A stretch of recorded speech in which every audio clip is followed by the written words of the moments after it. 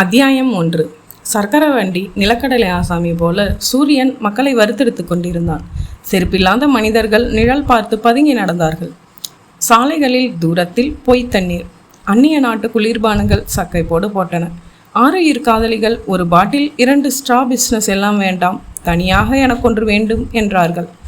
நடந்து முடிந்த தேர்தலின் கொஞ்சமான அடையாளங்கள் அங்கங்கே அருந்த தோரணங்களில், கட்சிக்காரர்களின் வீட்டு சுவர்களில், தார்ச்சாலை மாக்கோளங்களில் இருந்தன. செய்தித்தாள்களில் வழக்கம் போல கத்தி கொண்டிருந்தவர்களை அம்புக்குறி போட்டு காட்டியிருந்தார்கள். கேரண்டியாக ஒரு கள்ளக்காதலிக்கு அல்லது காதலனுக்கு அறிவால் வெட்டு.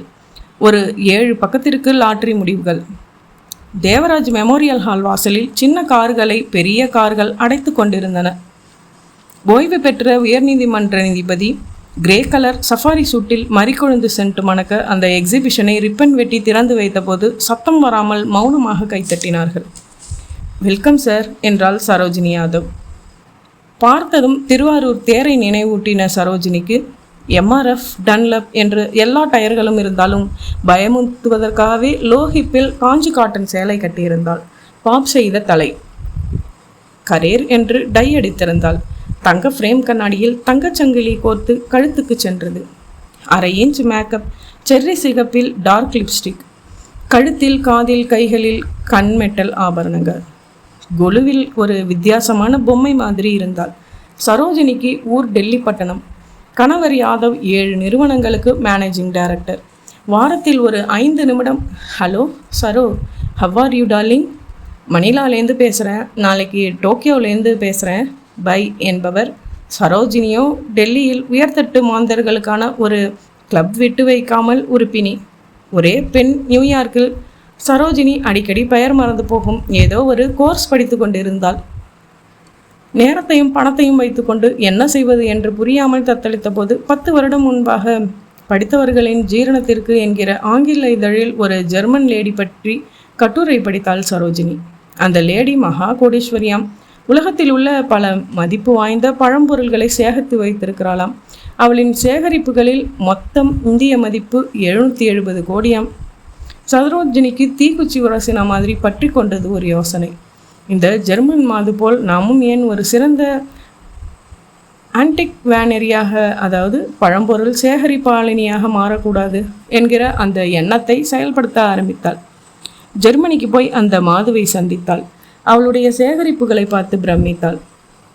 அவளிடம் ஆலோசனைகள் கேட்டாள். இது தொடர்பான புத்தகங்களை படித்தாள்.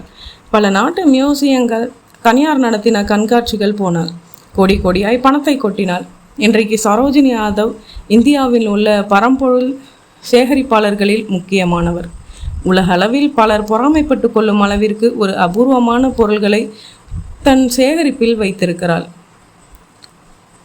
இதற்காகவே டெல்லியில் தனியாக வீடு வாங்கி அந்த பொருள்களை வைத்து அவற்றை பராமரிக்க பணியாளர்கள், சூப்பர்வைசர், மேனேஜர் என்று தனது பொழுதுபோக்கையே ஒரு அலுவலக பணியாக நடத்தி வருகிறாள். 1 வருடமாகத்தான் சரோஜினிக்கு தன் சேகரிப்புகளை பொதுமக்களுக்கு பார்வைக்கு வைக்க வேண்டும் என்ற ஆசை வந்தது. டெல்லியில் மிக பிரமாதமாக 10 நாட்கள் கண்காட்சி நடத்தினாள். ஏற்கனவே பிரபலமான பெண்மணி என்பதால் ஒரு பத்திரிகை விடாமல் கவரேஜ் செய்து விட்டார்கள். இப்போது சென்னையில் ரிப்பன் வெட்டிவிட்டு கத்திரிக்கோளிலிருந்து விரல்களை எடுக்க முடியாமல் கொஞ்சம் சிரமப்பட்டார் நீதிபதி. அவருக்கு 10 அடி முன்னால் ஓடி அவர் உள்ளே வருவதை வீடியோகிராஃபர் கேசட்டில் பதிவு செய்தான். கேமராக்களின் பளிச்சுகளுக்கு நடுவே நீதிபதி தொடர்ந்து அழைக்கப்பட்ட பத்திரிகையாளர்களும் ஹாலுக்கு வந்தார்கள். பிறகு பொதுமக்கள்.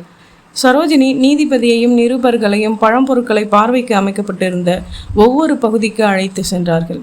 கோவிலில் பொழுது போகாத பூசாரி ஸ்தல வரலாறு சொல்வது போல ஓவியம், சிற்பம், நாற்காலி, கிரீடம், நெக்லஸ் என்று ஒவ்வொரு பொருள்களின் காலம், மதிப்பு, தான் எப்படி சிரமப்பட்டு வாங்கினாள் என்று சொல்லியபடி வந்தாள். புராதன கலைப்பொருள்கள் எல்லாம் மிக நேர்த்தியாக டிஸ்பிளே செய்யப்பட்டிருந்தன.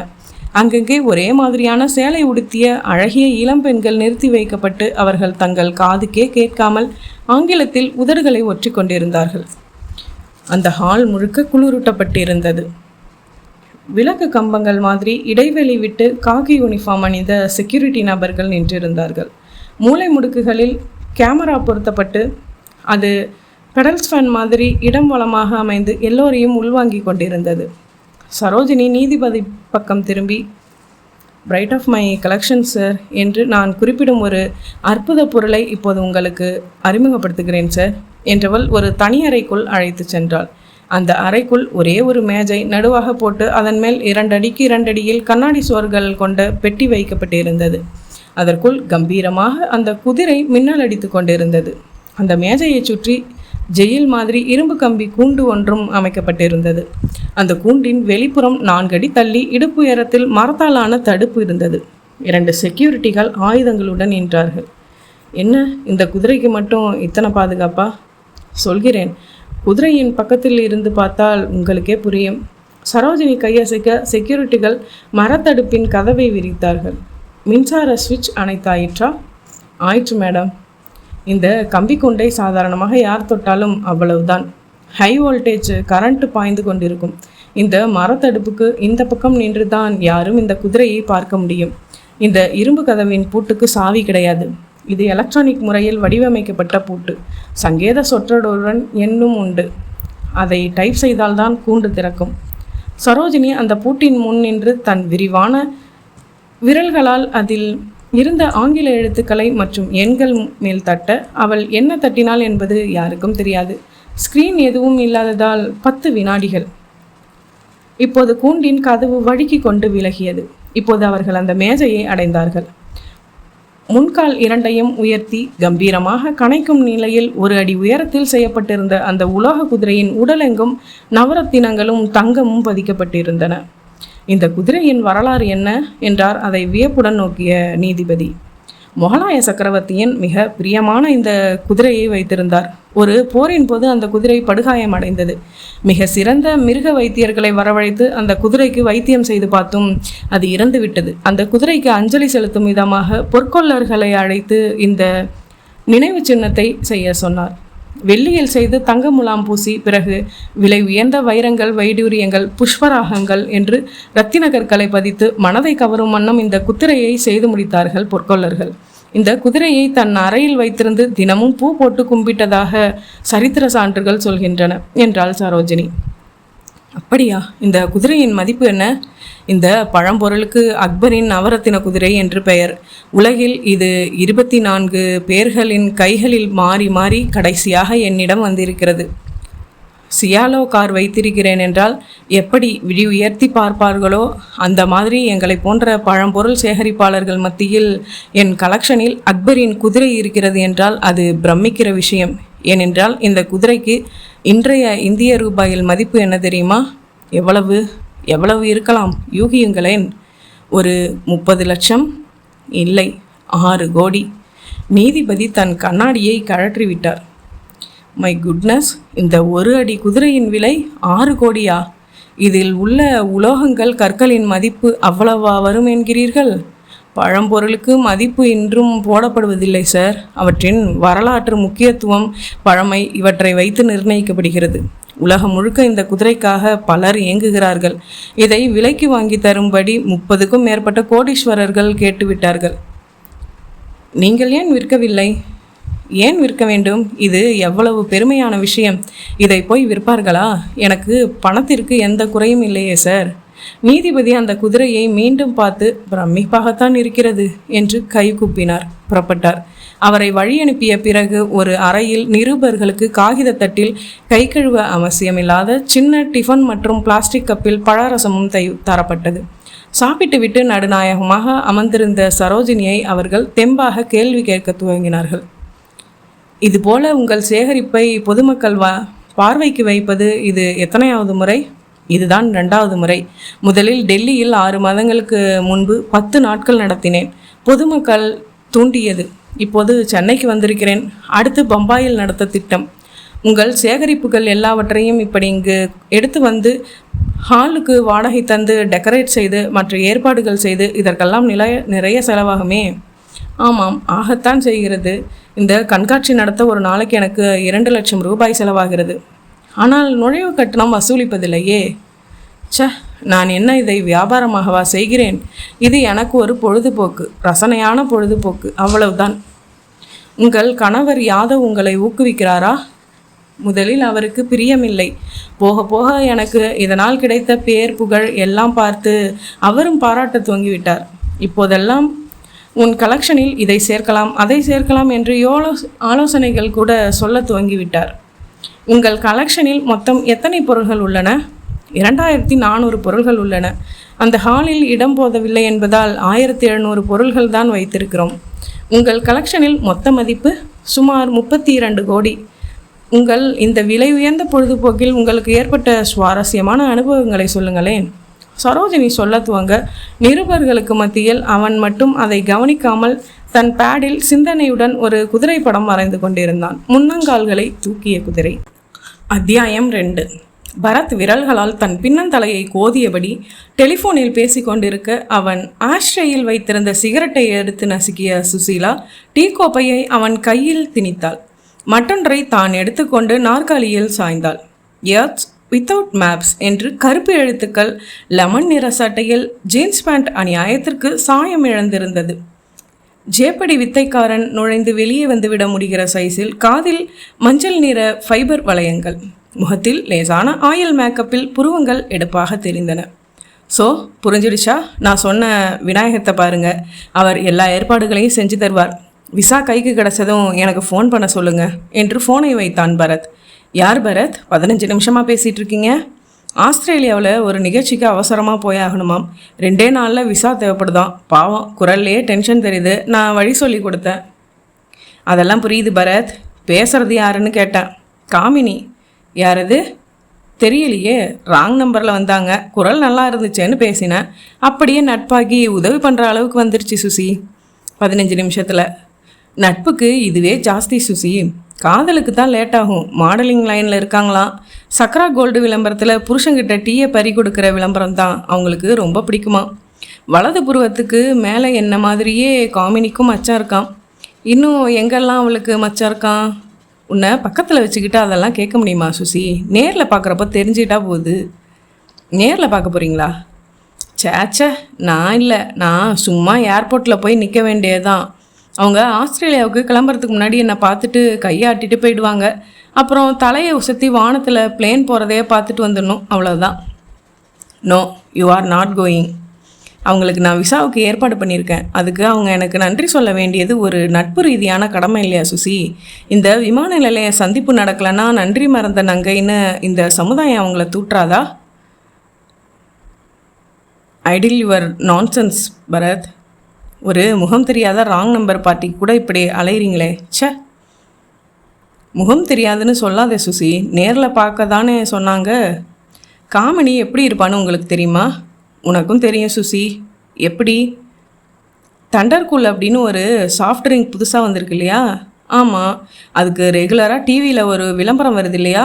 அதில் கூட ஒரு பொண்ணு கை தட்டுவா. உடனே ஒரு நீச்சல் குளத்தில் பார்சலாக தண்டர் கூல்ட்ரிங்க்ஸை உடச்சி ஊற்றுவாங்க. அவள் டைவிங் போட்டு போய் ஸ்லோ மோஷனில் குதிப்பாளே. கடவுளே, 2 பீஸில் ரொம்ப ஆபாசமாக ஒரு பொண்ணு குதிப்பாளே, அவள் தான் காமினியா அப்படின்னு ஃபோனில் அந்த பொண்ணு சொன்னதால தான் நான் இறக்கப்பட்டு வெயிலுக்கு இதமாக இப்படி ஒரு விளம்பரத்தில் நடிக்க சமூக சேவைக்கு நம்மளால் முடிஞ்ச உதவி செய்யணும்னு தான். கன்றாவி, அந்த விளம்பரத்தை தடை செய்யணும். பெண்கள் சங்கம் ஒன்று அறிக்கை விட்டுருக்காங்க தெரியுமா? ரசனகட்ட சங்கமாக இருக்கும் போல இருக்குது.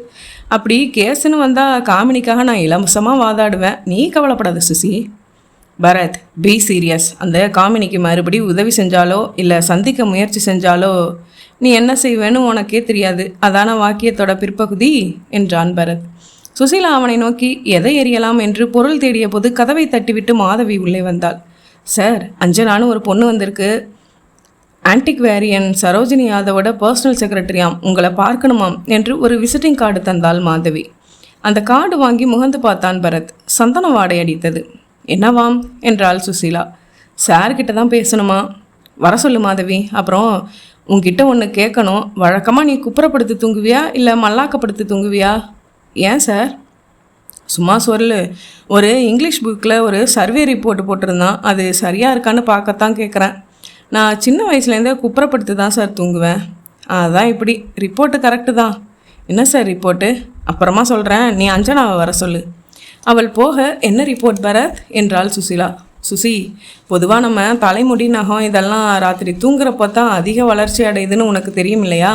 அந்த மாதிரி நம்மளோட உடம்பு வளர்ச்சி கூட தூக்கத்தில் தான் அதிகமாக நடக்குது. அதுக்கு என்ன? நம்ம உடம்போட வளர்ச்சிக்கு நமக்கும் பொறுப்பு இருக்குது சுசி. நாம் வளர அனுமதிக்கணும். குப்புறப்படுத்தி தூங்கினா எப்படி? அவன் முடிப்பதற்கு முன் அஞ்சனா என்கிற மின்னல் உள்ளே வந்தது. அமரச் சொல்வதற்கு முன்பே அமர்ந்து கை குலுக்க பரத் என்பதற்குள் பேச துவங்கிவிட்டது. நீங்கள் தானே மூன்லைட் டிடெக்டிவ் ஏஜென்சிஸ் பரத்? ஆமாம், she is Susheela. Hello, I am Anjana, native of Kerala. சரியா என்றான் பரத். வா, எப்படி சொன்னீங்க? சாமுத்திரிக்கா சொல்லுதே, உங்களுக்கு இன்னும் கல்யாணம் ஆகலை, கரெக்டா? யார்? இது வரைக்கும் மினிமம் 4 பேர் உங்களுக்கு லவ் லெட்டர் கொடுத்து செருப்படி வாங்கியிருக்கணுமே. இல்லை, 3 பேர் தான். பட் எப்படி இதெல்லாம் கரெக்டாக சொல்கிறீங்க? அது அஞ்சனா. பரத் என்று அதட்டின சுசீலா. உங்களுக்கு என்ன வேணும் மிஸ் அஞ்சனா என்றாள். என்னோட பாஸ் மிஸ்ஸஸ் சரோஜினி யாதவ் இன்னைக்கு நைட்டு உங்களை பார்க்க விரும்புகிறாங்க. முதல்ல யார் அவங்க என்றாள் சுசி. இன்னைக்கு ஹிந்துவில் அவங்கள பற்றி ஒரு பெரிய கட்டுரை வந்திருக்கே சுசி, படிக்கலையா? பழம்பொருள் சேகரிக்கிற கோடீஸ்வர பெண்மணி. நேற்றுலேருந்து அவங்க கலெக்ஷன்ஸ் மெட்ராஸில் தேவராஜ் மெமோரியல் ஹாலில் பொதுமக்கள் பார்வைக்கு வச்சுருக்காங்க. அதை நீதிபதி திறந்து வச்சு ஃபோட்டோவில் இந்த அஞ்சனாவோட பாதி மூஞ்சி மட்டும் தெரியுது, கரெக்டாக?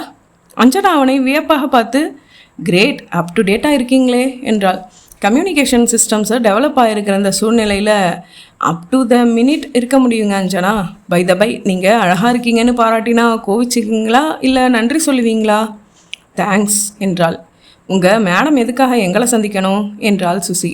கொஞ்ச நேரம் நல்லா ஒருத்தருக்கு ஒருத்தர் அறிமுகப்படுத்திக்கிட்டு அப்புறம் தொழில் ரீதியாக பேசலாமா சுசி என்றவன் அவள் பார்வையை கவனித்து, சரி சரி சொல்லுங்கள் அஞ்சனா, ஒய் திஸ் மீட்டிங்? உங்ககிட்ட ஒரு முக்கியமான விஷயமா ஆலோசனை கேட்கணும்னு சொன்னாங்க. என்ன விஷயம்னு எனக்கு தெரியாது. ரைட், எங்கே சந்திக்கணும்? Hotel Akash, deluxe suite number 5. அவங்க அங்கே தான் தங்கியிருக்காங்களா? ஆமாம். நீங்கள்? நானும் அவங்களோட தான் தங்கியிருக்கேன். ராத்திரி எத்தனை மணிக்கு மீட் செய்யணும்? 8 மணிக்கு உங்களுக்கு சௌகரியப்படுமா? No problem. டிஸ்கஷனில் நீங்களும் உண்டா அஞ்சனா? மேடம் இருக்க சொன்னால் இருப்பேன். இல்லைனா ஒரு நாய்க்குட்டி பொம்மையை கட்டி பிடிச்சிட்டு தூங்கிடுவீங்க, ரைட்? எப்படி எல்லாம் கரெக்டாக சொல்கிறீங்க? நைட் மீட் பண்ணுறப்ப சொல்கிறேன்.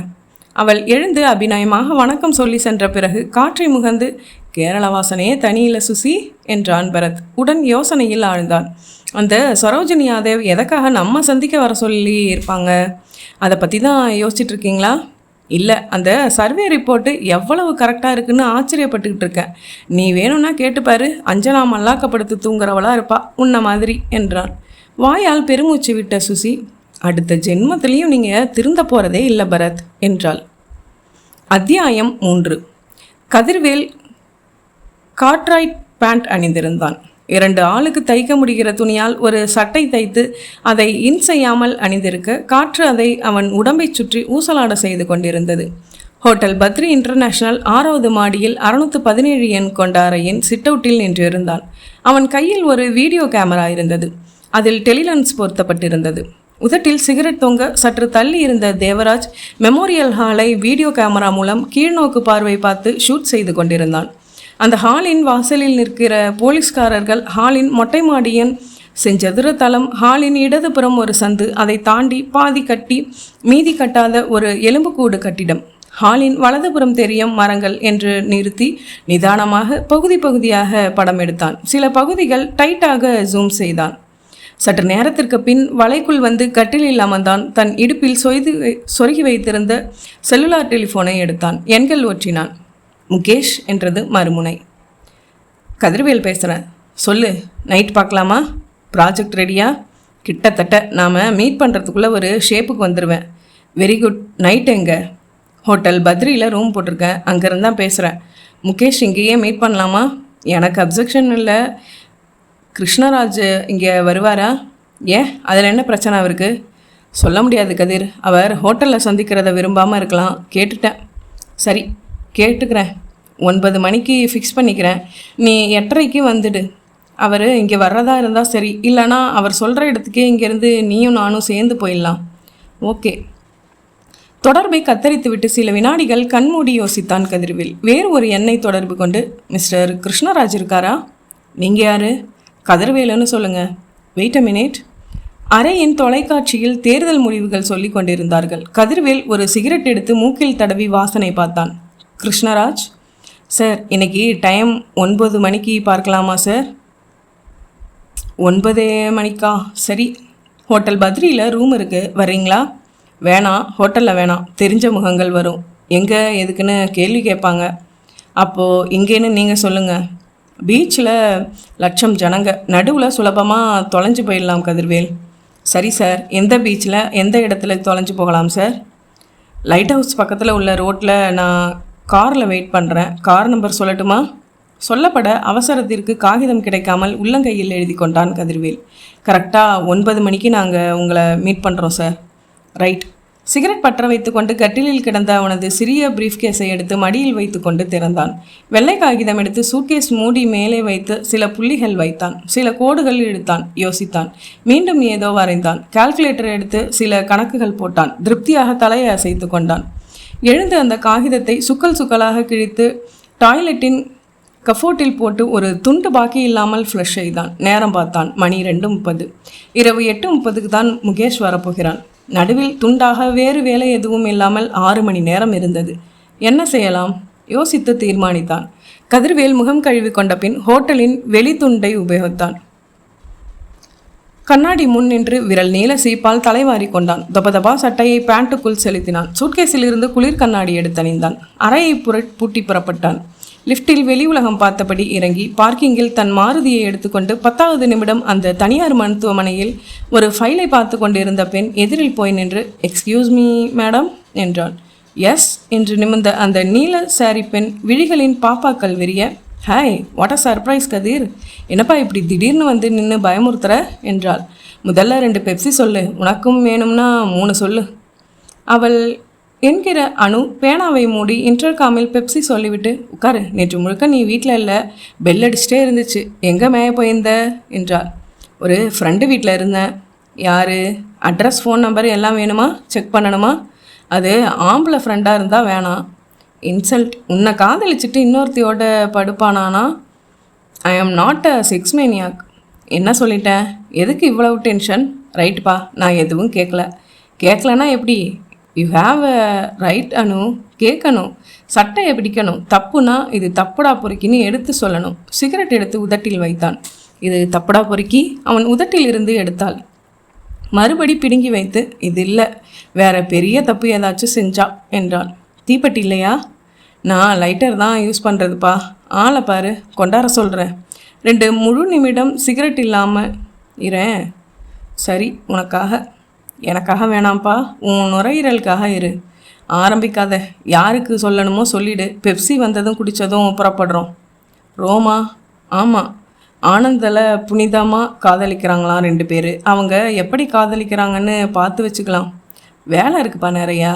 இதை பாரு, எனக்கு கோபம் வந்துச்சுன்னா இந்த ஃபைல் எல்லாத்தையும் ஜன்னல் வழியாக தூக்கி வீசிடுவேன். மவுண்ட் ரோடு பூரா போய் பொறுக்கிட்டு வர வேண்டியிருக்கும். தடிமாடு, வர்றேன், ஏதாச்சும் செஞ்சு வச்சிடாத. இரு, மேனேஜர்கிட்ட பர்மிஷன் சொல்லிட்டு வந்துடுறேன். இப்பையும் அந்த ஆள் உன்னை மூஞ்சிக்கு கீழே முறைக்கிறானா? எப்பா, என் வேலைக்கு வேட்டு வச்சிடாத. உங்ககிட்ட எதையும் சொல்லக்கூடாது. ஒரு பயங்கர கோடீஸ்வரனோட பொண்டாட்டி வேலையை பற்றி கவலைப்படுறதா? லாட்ரி சீட்டு வாங்கியிருக்கியா தம்பி? சி, தம்பின்னு சொல்லாத, உறவு மொச்சையாகுது. இங்கே இருக்குது லாட்ரி சீட்டு என்று தன் நெற்றியை தட்டி காட்டினான். நீயும் அந்த தட்டி தான் ஷேர் மார்க்கெட்டில் விளையாட பார்க்குற. மார்க்கெட்டே டோட்டலாக சறுக்கு மரத்தில் இறங்கிட்டு இருக்கு. இப்போது வேறு மாதிரி விளையாட்டணும், ஜெயிச்சுட்டு சொல்கிறேன். சற்று நேரத்தில் அவள் தோளில் கை போட்டபடி காரை ஓட்டினான் கதிர்வேல். அத்தியாயம் 4. ஹோட்டல் ஆகாஷில் காரை பார்க் செய்வதற்கு 5 நிமிடங்கள் காத்திருக்க நேர்ந்தது. சுசிலா சின்ன நாய்க்குட்டி மாதிரி இருந்த கைப்பையை எடுத்து தோளில் மாட்டிக்கொண்டாள். தண்டர் பட் டெண்டர் என்று எழுதின பனியன் அணிந்த சுசிலாவை உரசி நடந்த பரத், கேட்குறேனேன்னு மூஞ்ச தூக்கி வச்சுக்கூடாது சுசி, உலகம் ரொம்ப மாறிடுச்சு. ஆட்டுக்கல்ல போய் கிரைண்டரு, டைப்ரைட்டரை ஓரங்கட்டிட்டு computer, paste, speed, post, courier எல்லாம் தாண்டி பாக்ஸு. போதும், என்ன சொல்ல வரீங்க? நீ மட்டும் இன்னும் ஃபேஷன் மாறாமல் வசன பனியன் போட்டுட்ருக்கியே, அழுக்கல? இவ்வளவு தூரம் ஃபேஷன் மாறிடுச்சே, ஏன் பரத் இன்னும் காலையில் இட்லி சாப்பிட்டுட்ருக்கீங்க? அது மனுஷ இனம் தோன்றினப்பவே தோந்துட்டுச்சுன்னு நினைக்கிறேன். இட்லி சாப்பிட்ற பழக்கம் மனுஷ இனம் அழியிறப்ப தான் அழிய சுசி, அது மட்டும் அழுக்காது. எவ்வளவு ஃபேஷன் மாறிடுச்சு. எதுக்கு இன்னும் பொம்பளையை பார்த்தா ஆம்பளை சொல்லு விடுறான்? முந்தி லவ் லெட்டரை பேப்பரில் எழுதி கையில் தந்தா இப்போது பேஜர் மெசேஜ் எல்லாம் தரலாம். ஆனால் காதல் மாறிடுச்சா? ஜொல்லு தீந்துடுச்சா? இது மனுஷ இனம் போன அப்புறம் வாழற விஷயமாச்சே. காதலர்களுக்கு தான் மரணம், காதலுக்கு இல்லைன்னு இப்போதைக்கு நான் பேர் மறந்து போன கவிஞர் சொன்ன மாதிரி அந்த மாதிரி தான் என் வசன பணியனும். கண்ணாடி போடுற பழக்கம் உள்ளவங்களுக்கு அதை கழட்டி பேக்கெட்டில் வச்சுக்கிறப்போ பார்த்தா சகிக்காது. நாமே அந்த கண்ணாடியை எடுத்து போட்டு விடலாம்னு தோணும். அந்த மாதிரி உன்னை இதுலேருந்து பிரித்து என்னால் இமேஜின் பண்ணவே முடியாது. அஃப்கோர்ஸ் இந்த பனியன் எல்லாமே இமேஜின் பண்ண முடிஞ்சாலும் ஏய் அவனை கிள்ளி வைத்தாள். அட இன்னும் 5% வெக்கம் ஸ்டாக் இருக்குது போல இருக்கே. பேசியபடி நடந்தவர்கள் மகாஹாலில் உலாவிய மேட்டுக்குடி மக்களை கடந்து பூங்கொத்து கடை, டிராவல்ஸ் கவுண்டர், அழகு நிலையம் எல்லாம் தாண்டி நீச்சல் குளத்தில் பக்கவாட்டில் நடந்து ஒரு வெளிநாட்டு அம்மணி தரையில் நீலப்படுக்கையில் 2 துண்டு உடையில் ஈரம் சொட்டப்படுத்திருக்க முரண்பாடான உலகம் சுசி இது என்றான் பரத். ஏன்?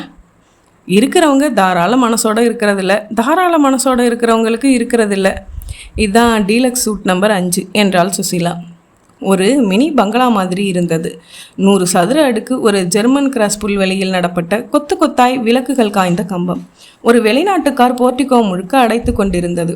பிளாஸ்டிக் தொட்டுகளில் கருப்பு தவிர எல்லா வர்ணங்களிலும் நீச்சப்பூக்கள். கோவில் மணி ஷேப்பில் இருந்த சுவிட்சை தொட்டதும் உள்ளே காற்றில் சினுங்கும் மணிகளைப் போல சத்தம் கேட்டு கதவு திறந்தாள் Anjana. Please please come in. லூஸான மெலிசான வெள்ளை சட்டையை மார்புக்கு கீழே முடிச்சு போட்டிருந்தாள். கீழே ஒரு நேரோ ஃப்ரில் ஸ்கர்ட் இரத்த நிறத்தில். முகத்தில் அந்த நேரத்திற்கு அவசியமற்ற மேக்கப். லிப்ஸ்டிக்கின் உதடுகளால் புன்சிரித்தாள். உள்ளே வழிநடத்தின போது நெருக்கத்தில் புது வாசனை தெரிந்தது. அமர வைத்தாள். மறுபடி சிரித்தாள். மேடம் ஃபோன் பேசிகிட்டு இருக்காங்க, இப்போ வந்துடுவாங்க. சுசீலா அங்கிருந்த புத்தகம் எடுத்து புரட்டினாள். அஞ்சனா உள்ளே போக பரத் ஒவ்வொரு விரலாக சொடக்கு எடுத்தான். நைட்டி அணிந்த சரோஜினி யாதவ் வந்து கை கூப்பினாள். முகத்தில் கவலை ஒட்டி இருந்தது. அறிமுகங்களுக்கு பின், பழரசத்திற்கு பின், மிஸ்டர் பரத், மெட்ராஸில் என்னோட எக்ஸிபிஷன் இன்னும் 1 வாரத்துக்கு பிளான் பண்ணியிருக்கேன். அது எந்த அசம்பாவிதமும் இல்லாமல் நல்லபடியாக நடக்கணும்னு கவலையாக இருக்குது என்றாள் சரோஜினி யாதவ். என்ன நடந்துடும்னு கவலைப்படுறீங்க? ஏதோ மர்மமாக நடக்கிற மாதிரி தெரியுது. என்னோடய கலெக்ஷன்ஸில் ரொம்ப காஸ்ட்லியானது அக்பரோட போர்க்குதிரை. கட்டுரையில் படித்தேன். 6 கோடி அதோட மதிப்புன்னு சொல்லியிருந்தீங்க. அந்த குதிரையை திருட யாரோ முயற்சி பண்ணுறாங்களோன்னு சந்தேகப்படுறேன். எதனால் இந்த சந்தேகம்? திறப்பு விழாவுக்கு மொத்தம் 60 பத்திரிகையாளர்களை கூப்பிட்டுருந்தோம். அவங்களுக்கு நானே சுற்றி காமிச்சு விளக்கம் சொன்னேன். அந்த குதிரை பக்கத்தில் அழைச்சிட்டு போய் காட்டினேன். ஃபோட்டோஸ் எடுக்க அனுமதித்தேன். காஃபி, டிஃபன் கொடுத்து என் கலெக்ஷன் பற்றி சின்ன புக்லெட் கையில் கொடுத்து அனுப்பிச்சிட்டேன். சரி, அப்புறம் யோசித்தேன், ஏதாச்சும் சின்ன பரிசு பொருள் அவங்களுக்கு கொடுத்துருக்கலாம்னு பட்டுச்சு. என் அழைப்பை ஏற்றுட்டு வந்திருந்த 48 ரிப்போர்ட்டர்ஸோட பேரும் அட்ரஸும் அஞ்சனா கலெக்ட் பண்ணி வச்சுருந்தா. 100 ரூபா ஒர்த்தில் அழகான பென் செட்ஸ் வாங்கி என் ஆளுங்க மூலமாக பர்சனலாக அவங்க அட்ரஸில் சேர்த்துற சொல்லி கொடுத்து அனுப்பிச்சேன். ரைட்டு. அதில் ஜெகன்மோகன்னு தூண்டில் பத்திரிகை ரிப்போர்ட்டருக்கான பென் செட் மட்டும் திரும்ப வந்துருச்சு. ஏன்? தூண்டில் பத்திரிகையில் ஜெகன்மோகன் ஒரு ரிப்போர்ட்டரே கிடையாதான். ஆன்டிக்ஸ் எக்ஸிபிஷனுக்கு எங்கள் பத்திரிகைக்கு அழைப்பு வந்தது உண்மை. ஆனால் நாங்கள் யாரையும் அனுப்பி வைக்கலன்னு அந்த ஆஃபீஸில் சொல்லிட்டாங்க.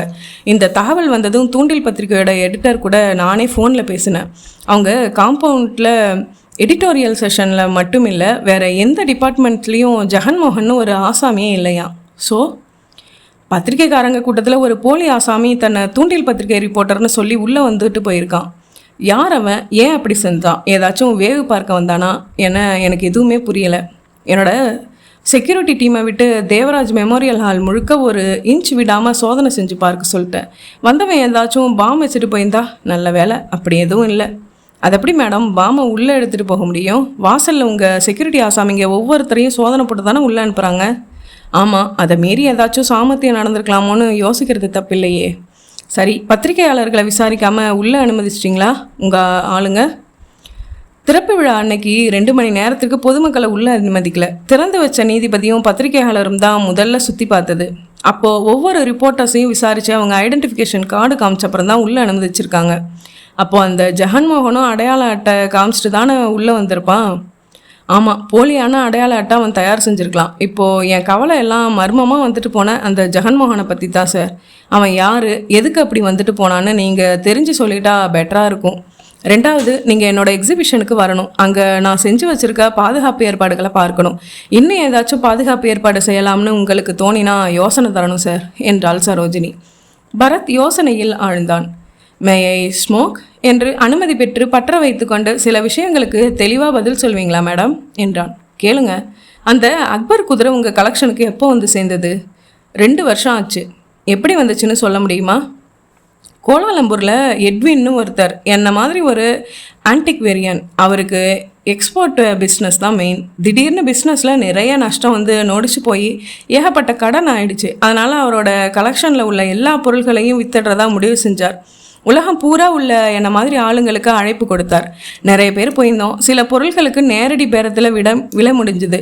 இந்த அக்பர் குதிரைக்கு 4 முனை போட்டி இருந்துச்சு.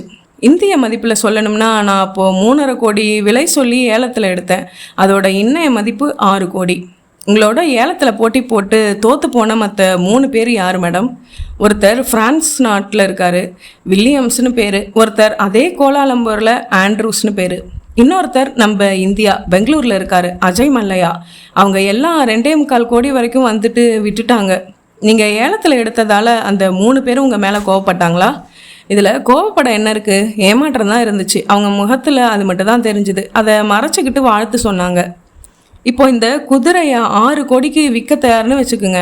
யார் வாங்கிறதுக்கு தயார்? இதே 3 பேருக்கும் ஒரு ஃபோன் செஞ்சால் போதும், அடுத்த ஃப்ளைட்டில் பறந்து வந்துடுவாங்க. அதுலேயும் மல்லையா இருக்காரே, அவருக்கு தான் ரொம்ப துடிப்பு இந்த குதிரை மேலே. சரி, இப்போ உங்களோட குதிரையை யாராச்சும் சாமர்த்தியமாக திருட்டு போகிறதா ஒரு பேச்சுக்கு வச்சுக்கலாம். உடனே நீங்கள் போலீஸில் கம்ப்ளைண்ட் கொடுத்துருவீங்க. பேப்பரில் திருட்டு மேட்டர் வந்துடும். அப்படி இருக்கிறப்போ திருடினவங்க பெருமையாக தன்னோட எக்ஸிபிஷனில் வச்சுக்க முடியுமா? நீங்கள் போலீஸோட போய் தூக்கிட்டு வந்துட மாட்டிங்களா? அதுக்கெல்லாம் டெக்னிக் இருக்குது பாரத். உருக்கி விற்றுருவாங்களா? நோனோ, அப்போ வேல்யூ குறைஞ்சிருமே. இந்த மாதிரி பொருட்கள் திருடப்பட்டால் கொஞ்சம் நாளைக்கு கமுக்கமாக ஒழிச்சு வச்சுட்டு சும்மா இருப்பாங்க. அப்புறம் பினாமி மாதிரி ஒரு ஆசாமியை ரெடி பண்ணி அவனை விட்டு தங்கிட்ட தான் ஒரிஜினல் பொருள் இருக்குது, முதல்ல திருட்டு போனது டூப்ளிகேட்டுன்னு ஒரு ஸ்டேட்மெண்ட் விட சொல்லுவாங்க. அப்புறம் இவங்களே அந்த பினாமி கிட்ட விலை கொடுத்து வாங்கின மாதிரி அக்ரிமெண்ட் போட்டு ஒழிச்சு வச்சதை கலெக்ஷனில் ஜம்முன்னு சேர்த்துருவாங்க. திருட்டு போனது டூப்ளிகேட் இல்லைன்னு திருட்டு கொடுத்தவன் நிரூபிக்கிறதுக்கு பாடுபடுவான், கேஸ் போடுவான், வில்லங்கந்தான். ரைட். ஆக உங்கள் குதிரை இங்கே மெட்ராஸில் எப்படியாவது திருட்டு போயிடக்கூடாதுங்கிறது தான் உங்கள் கவலை இல்லையா? ஆமாம் என்றாள் சரோஜினி. நாளைக்கு உங்கள் எக்ஸிபிஷனை சுற்றி பார்க்குறோம், அதுக்கப்புறம் மறுபடி பேசலாம். அந்த ஜெகன்மோகனை கண்டுபிடிக்கிறதுல உங்கள் செக்ரட்டரி அஞ்சனாவோட உதவி எனக்கு ரொம்ப தேவைப்படும் என்று எழுந்தான் பரத். தாராளமாக நீங்கள் அஞ்சனாவை யூஸ் பண்ணிக்கலாம். நல்ல இரவுக்கு வாழ்த்து சொல்லி புறப்பட்டதும் காரில் சொன்னான் பரத். விவஸ்தை இல்லாமல் டபுள் மீனிங்கில் பேசுகிறாங்க பாத்தியா என்றான். டோன்ட் பி ரப்பிஷ் என்று வாக்மேன் அணிந்து மாயா மச்சிந்திரா பாட்டை பாதியும் மீதி புரியாமல் செந்தமிழ் பாட்டை கேட்க தொடங்கினாள். அத்தியாயம் 5. அனு தங்கியிருக்கும் ஹாஸ்டலை நோக்கி காரை செலுத்தி கொண்டிருந்தான் கதிர்வேல்.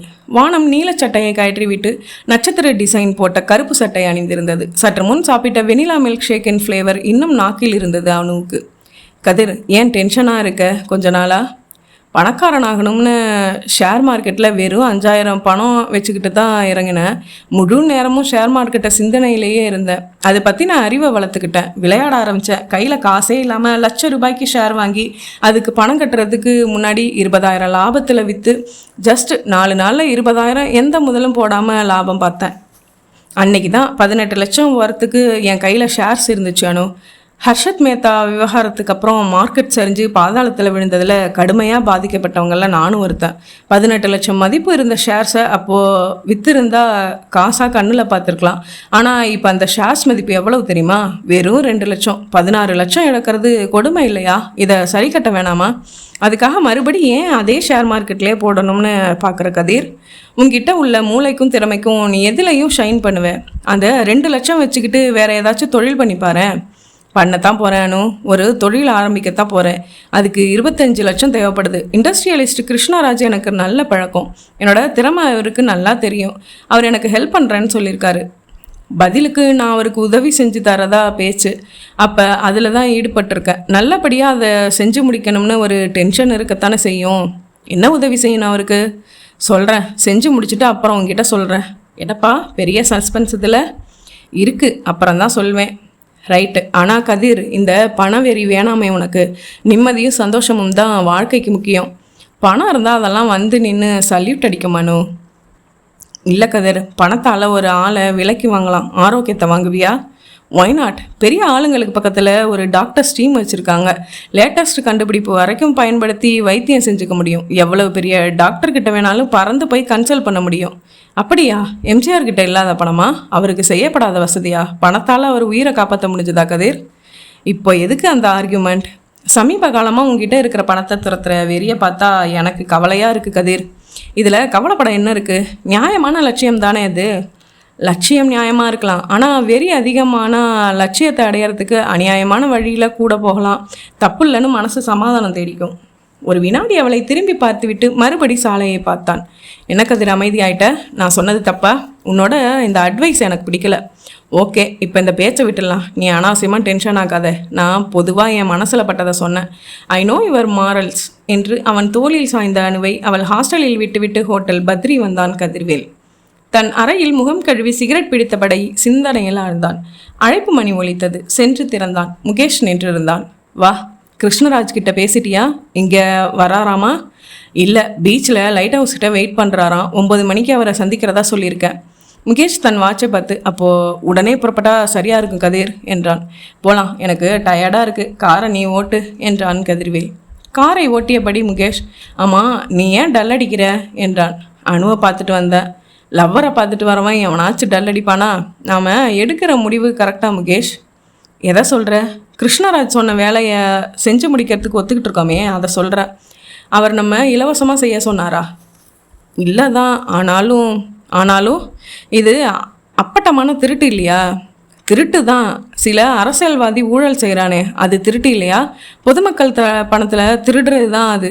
நாம் பொதுமக்கள் சொத்தில் கை வைக்கலையே. இன்னும் சொல்லப்போனால் ஒரு திருட்டுக்கு நாம் டெக்னிக்கல் கான்ட்ராக்டர்ஸ். அது நம்ம திறமைக்கு ஒரு சவால். நம்ம என்ஜினியரிங் மூளைக்கு தீனி. கிருஷ்ணராஜ் சொன்ன ப்ராஜெக்டை முடித்தா உனக்கு எனக்கு ஆளுக்கு 30 லட்சம் கிடைக்குதே. இதை யோசிச்சு பார்த்தியா? 30 lakhs man. What a huge amount. என்னாச்சும் உனக்கு? நீ தானே ரொம்ப இன்ட்ரெஸ்ட் காட்டின. அணுக்கு தெரிஞ்சு போச்சா? ஏதாச்சும் நீதி போதனை கிளாஸ் எடுத்தாளா? இல்லை, அவளுக்கு தெரியாது. பொதுவாக தான் பேசினா. ஒரு விஷயத்தில் இறங்குறதுக்கு முன்னாடி 100 தடவை யோசிக்கலாம். இறங்குனதுக்கு அப்புறம் யோசிக்கக்கூடாது. நீ இந்த ஆட்டத்தில் உண்டா இல்லையான்னு கரெக்டாக சொல்லிடு. 30 லட்சத்தை முட்டாள்தனமாக கொள்கைக்காக ஜஸ்ட் லைக் திஸ் மிஸ் பண்ணுறதுக்கு நான் தயாரில்லை முகேஷ். இதை நம்ம வெற்றிகரமாக செய்கிறோம். வெரி குட், இது ஸ்பிரிட் என்று அவன் தோளில் தட்டினான் முகேஷ். அத்தியாயம் 6. அலைகள் அலைகளை துரத்தின. பாதி நிலா மேற்பார்வையிட்டது. மணல்வெளியில் கிருஷ்ணராஜ் எதிராக முகேஷும் கதிர்வேலும் அமர்ந்திருந்தார்கள். காற்று அவர்களின் முடியை கலைத்தது. கிருஷ்ணராஜ் தலையை கலைப்பதற்கு எதுவும் இல்லாமல் தோற்று போனது. கிருஷ்ணராஜ் தன் லெட்டர் நெருப்பை அணையாமல் பாதுகாத்து சிகரெட் பற்ற வைத்து கொண்ட போது அவர் கண்ணாடியில் நெருப்பு மொட்டுகளின் பிம்பங்கள் அலைந்தன. சொல்லுங்க கதிர்வேல், என்ன முடிவு செஞ்சீங்க? 2 நாளாக அடிப்படையான தகவல்களை சேகரிச்சோம் சார். தேவராஜ் மெமோரியல் ஹாலுக்கு பக்கத்தில் இருக்கிற பத்ரி ஹோட்டலில் ரூம் போட்டு கண்காணித்தோம். ஒரு ரிப்போர்ட்டர் மாதிரி எக்ஸிபிஷன் திறப்பு விழாவில் கலந்துக்கிட்டு உள் அமைப்புகள், பாதுகாப்பு ஏற்பாடுகள், அந்த அக்பர் குதிரை வைக்கப்பட்டிருக்கிற இடம் எல்லாத்தையும் க்ளோஸாக வாஷ் பண்ணிட்டு வந்தோம். ரொம்ப கடுமையான ஏற்பாடுகள் இருக்குது சார் என்றான் கதிர்வேல். அதனால தான் அதுக்கு மேலே சாமர்த்தியம் காட்டி அதை அடிச்சுட்டு வந்து தர முடியுமான்னு உங்களை கேட்டேன். கஷ்டமான வேலைங்கிறதால தான் 60 லட்சம் தரேன்னு சொன்னேன். இன்னும் 1 வாரம் தான் அந்த எக்ஸிபிஷன் நடக்க போகுது. அதுக்குள்ளே எடுத்துடணும். நீங்கள் முடியுமா? கண்டிப்பாக முடியும் என்றான் கதிர். எப்படி செய்ய போகிறீங்க? அது உங்களுக்கு சொல்லி ஆகணுமா என்றான் முகேஷ். வேணாம், எனக்கு வேண்டியது அந்த குதிரை. அதோட விட்டுடுங்க, கொண்டு வர்றோம். எப்படின்னு தெரிஞ்சுக்கிற ஆர்வம் இருக்காதா எனக்கு? திருட்டு எப்படி நடந்துச்சுன்னு ஃபோட்டோ போட்டு விவரமாக பத்திரிகையில் எழுதிடுவாங்க சார். இப்போதைக்கு எங்கள் திட்டம் என்னென்னு எங்கள் 2 பேரை தவிர வேறு யாருக்கும் தெரியறது நல்லது இல்லைன்னு நாங்கள் நினைக்கிறோம் என்றான் கதிர். ஓகே, எப்போ கிடைக்கும்? நீங்கள் சொன்ன அந்த 1 வாரத்துக்குள்ளே. கரெக்டாக சொல்லிடு கதிர் என்றான் முகேஷ். சார், இன்றைக்கி தேதி 15. 19ஆம் தேதி ராத்திரி தான் நாங்கள் எங்கள் ப்ராஜெக்ட் ஆப்ரேஷன் வச்சுருக்கோம். அன்றைக்கி நைட்டு 2 மணிக்கு மேலே குதிரை எங்கள் கையில் இருக்கும். அதை நீங்கள் எப்படி உங்ககிட்ட ஒப்படைக்கிறதுன்னு நீங்கள் தான் சொல்லணும். மறுநாள் நானே வந்து வாங்கிக்கிறேன். அது வரைக்கும் உங்கள் பொறுப்புலையே குதிரை இருக்கட்டும். நாங்கள் ஒன்று கேட்கலாமா? என்ன? அந்த குதிரையோட இன்றைக்கி மதிப்பு 6 கோடி. உங்களுக்கு நிச்சயமாக அந்த குதிரையை பாதுகாத்து உங்கள் சொத்தாக வச்சுக்கணுங்கிறது நோக்கம் இல்லை. அந்த மாதிரி விஷயங்களில் உங்களுக்கு ஆர்வம் கிடையாது. நீங்கள் இதை வேறு யாரோ ஒரு பார்ட்டிக்கு தான் விற்க போகிறீங்கன்னு புரியுது. யார் சார் அது? என்ன விலைக்கு விற்க போகிறீங்க? கிருஷ்ணராஜ் சிரித்தார். இந்த கேள்வி அனாவசியம். உங்களை சில கேள்விகள் நான் கேட்குறத நீங்கள் விரும்பாத மாதிரி என்ன சில கேள்விகள் கேட்குறத நான் விரும்பலை. உங்கள் டீல் பற்றி மட்டும் பேசுங்க. Right sir. அட்வான்ஸ் கொண்டாந்தீங்களா? 20 லட்சம் அட்வான்ஸ் கேட்டீங்க. காரில் பெட்டியில் வச்சுருக்கேன், போகிறப்ப எடுத்து தரேன். அப்புறம் இன்னொரு விஷயம், நான் ஏற்கனவே சொன்னது தான் மறுபடி சொல்கிறேன். இந்த முயற்சியில் நீங்கள் 2 பேரும் மாட்டிக்கிட்டா சத்தியமாக உங்களை நான் காப்பாற்ற மாட்டேன். தெரியும், அதுக்கு அவசியம் இருக்காது. என்னை கை காட்டினா நீங்கள் 2 பேரும் மோசமான விளைவுகளை சிந்திக்க வேண்டி வரும். அதுவும் தெரியும். எனக்கு இப்போது எதிர்மறையாக சிந்திக்கணும் சார். நாங்கள் போட போகிற திட்டத்தில் ஓட்டையே இல்லை, நிச்சயமாக மாட்டிக்க மாட்டோம். Very good. நீங்கள் முதல்ல புறப்பட்டு என் கார்கிட்ட போய் காத்துருங்க, நான் 2 நிமிஷம் இடைவெளி விட்டு வரேன் என்றார் கிருஷ்ணராஜ். கதிர்வேலுவும் முகேஷும் பேண்ட் பாக்கெட்டுகளில் கைகளை நுழைத்தபடி இணையாக நடந்தார்கள் தூரத்து காரை நோக்கி. அந்த குதிரையை வச்சு நிச்சயமாக 3 கோடியாவது இவர் பார்த்துருவார் முகேஷ். பார்க்கட்டும், அப்படி பார்க்குறப்ப நமக்கு இன்னும் தரலாம். உழைப்புக்கு ஏற்ற கூலி இல்லைன்றியா? அபாயத்துக்கு ஏற்ற கூலி இல்லைன்ற. எவ்வளோ பெரிய ரிஸ்க் எடுக்கிறோன்னா, மாட்டிக்கிட்டா இவரா ஜெயிலுக்கு வர போகிறாரு. சரி, இப்போ என்ன பண்ண சொல்கிற? ஒரு டீல் பேசி முடிச்சப்புறம் மறுபடியும் அதை பற்றி பேசுகிறது அழகில்லை கதிர். திருடுறது ரொம்ப நியாயமான மாதிரியும் அதில் வார்த்தை மாறிட்டா அநியாயம் மாதிரியும் பேசுகிறியே. செய்யறது பித்தலாட்டம், இதில் என்ன நேர்மை வேண்டியிருக்கு? கதிர், கொஞ்சம் முன்னாடி நாம் செய்யறது சரிதானான்னு கேட்ட நீ தான் இப்படி பேசுகிறியா?